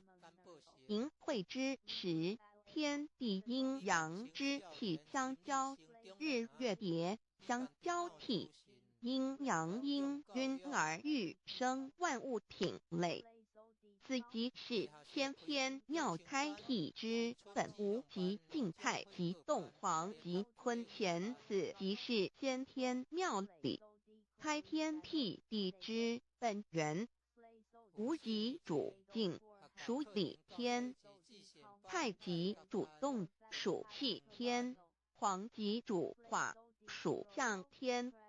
道即理理即道虚灵之妙道，生一一生二二又生三道即是理，理即是道，至虚至灵，万物本源之奥妙运用。道本虚灵，能生一，一能生二，二能生三，三能生万物。无极生太极，太极生两仪，两仪生三才，三才者天地人，万物因之而生，生化万物图。://e://LCC_LCC_2 意图象棋，生化5万点。JPG 天既成地既立，万物齐备，东土里无人焉，缺少女男，天地既成，万物以齐备。这就是象天，亦称娑婆世界、堪苦世界、苦海、此岸、东土等等名称，不一而足。这世界被创立之后，尚无人焉，缺少男女，整个世界乏人管理统治。那时桀为母，我无奈之处，方舍我九六子七将凡间。由于天地有定数，子会开天，丑会辟地，寅会需要有人降生。时机已至，老母娘亦有无奈之处，才舍下皇母之九六元胎佛子，以其降临凡间，接受种种历练，屡次的差援佛东土，而下来一次反一次不肯至凡，于是老母娘每次差遣援佛子下凡降临东土，每来一次又回去一次，就是不肯留下来治理凡间东土。无奈何为我造下血救三山坡洪罪了菩萨佛，身在无可奈何之下，老母娘只好造下血救。在三山坡洪罪了原本就是佛菩萨的原胎佛子，设一个大仙池其来洗澡，趁机会先一邪收回礼天。老母娘还设一个大仙池，好让大家一起来洗澡，趁机会将大家的仙衣仙鞋都收回礼天。众佛子就醒来，不见母面，又不见仙衣鞋，可在哪边？众佛子就醒之后，却见不到老母娘，又不见仙衣仙鞋。为娘我悲痛泪源自呼唤耳，众等速东奔，莫要再怜老母娘，因为要与众原胎佛子分离，故而心中感到悲痛而流泪，并且呼唤众佛子速速往东土而去，千万别再留恋于礼天之舒适自在。如若是天一邪教与尔等尔哪个亦不肯再是临凡老母娘，若把天一先邪交给元胎佛子，则又没有一个肯降临凡间留下来治理世界。这树枝和树叶遮寒地冷饿了失踪国子和影星全到了凡间，若天气寒冷，就这些树枝和树叶来遮盖身体，以御寒地冷。若肚子饿了，就取松子果子吃；口渴了，就取清凉泉水喝。众佛子如调回悲哀悲叹问母，我至何时方把家还？众佛子听了老母娘如此吩咐，皆如吊失了魂魄一般，悲伤地哀嚎叹息，纷纷问老母娘：我们到什么时候才能回家呢？母言答：三期末大开普度，清烧书清寂性清度佛缘。老母娘回答说：等到三期末节大开普度的时候，老母娘会亲自烧书寄信给大家，并且亲自来度化众元胎佛子，告一回家之路。家相信书皇母训子十戒以及天佛圣训都是皇母烧书信度化佛子众生。众儿女心由一悲生大放为母，我且合同父语。皇元听了老母娘的话语，众元胎佛子心中有存惊疑，悲伤地放声大哭。老母娘见众佛子如此惊疑悲痛，于是写下了合同给众元佛子，以作为将来回天之凭证。求道时的合同皆是凭证。自此，我元佛子东土而奔至世界为男女灾地人焉。从此，皇母之元胎佛子便向东土奔驰而去，便治理世界，或为男，或为女，并传递人间烟火。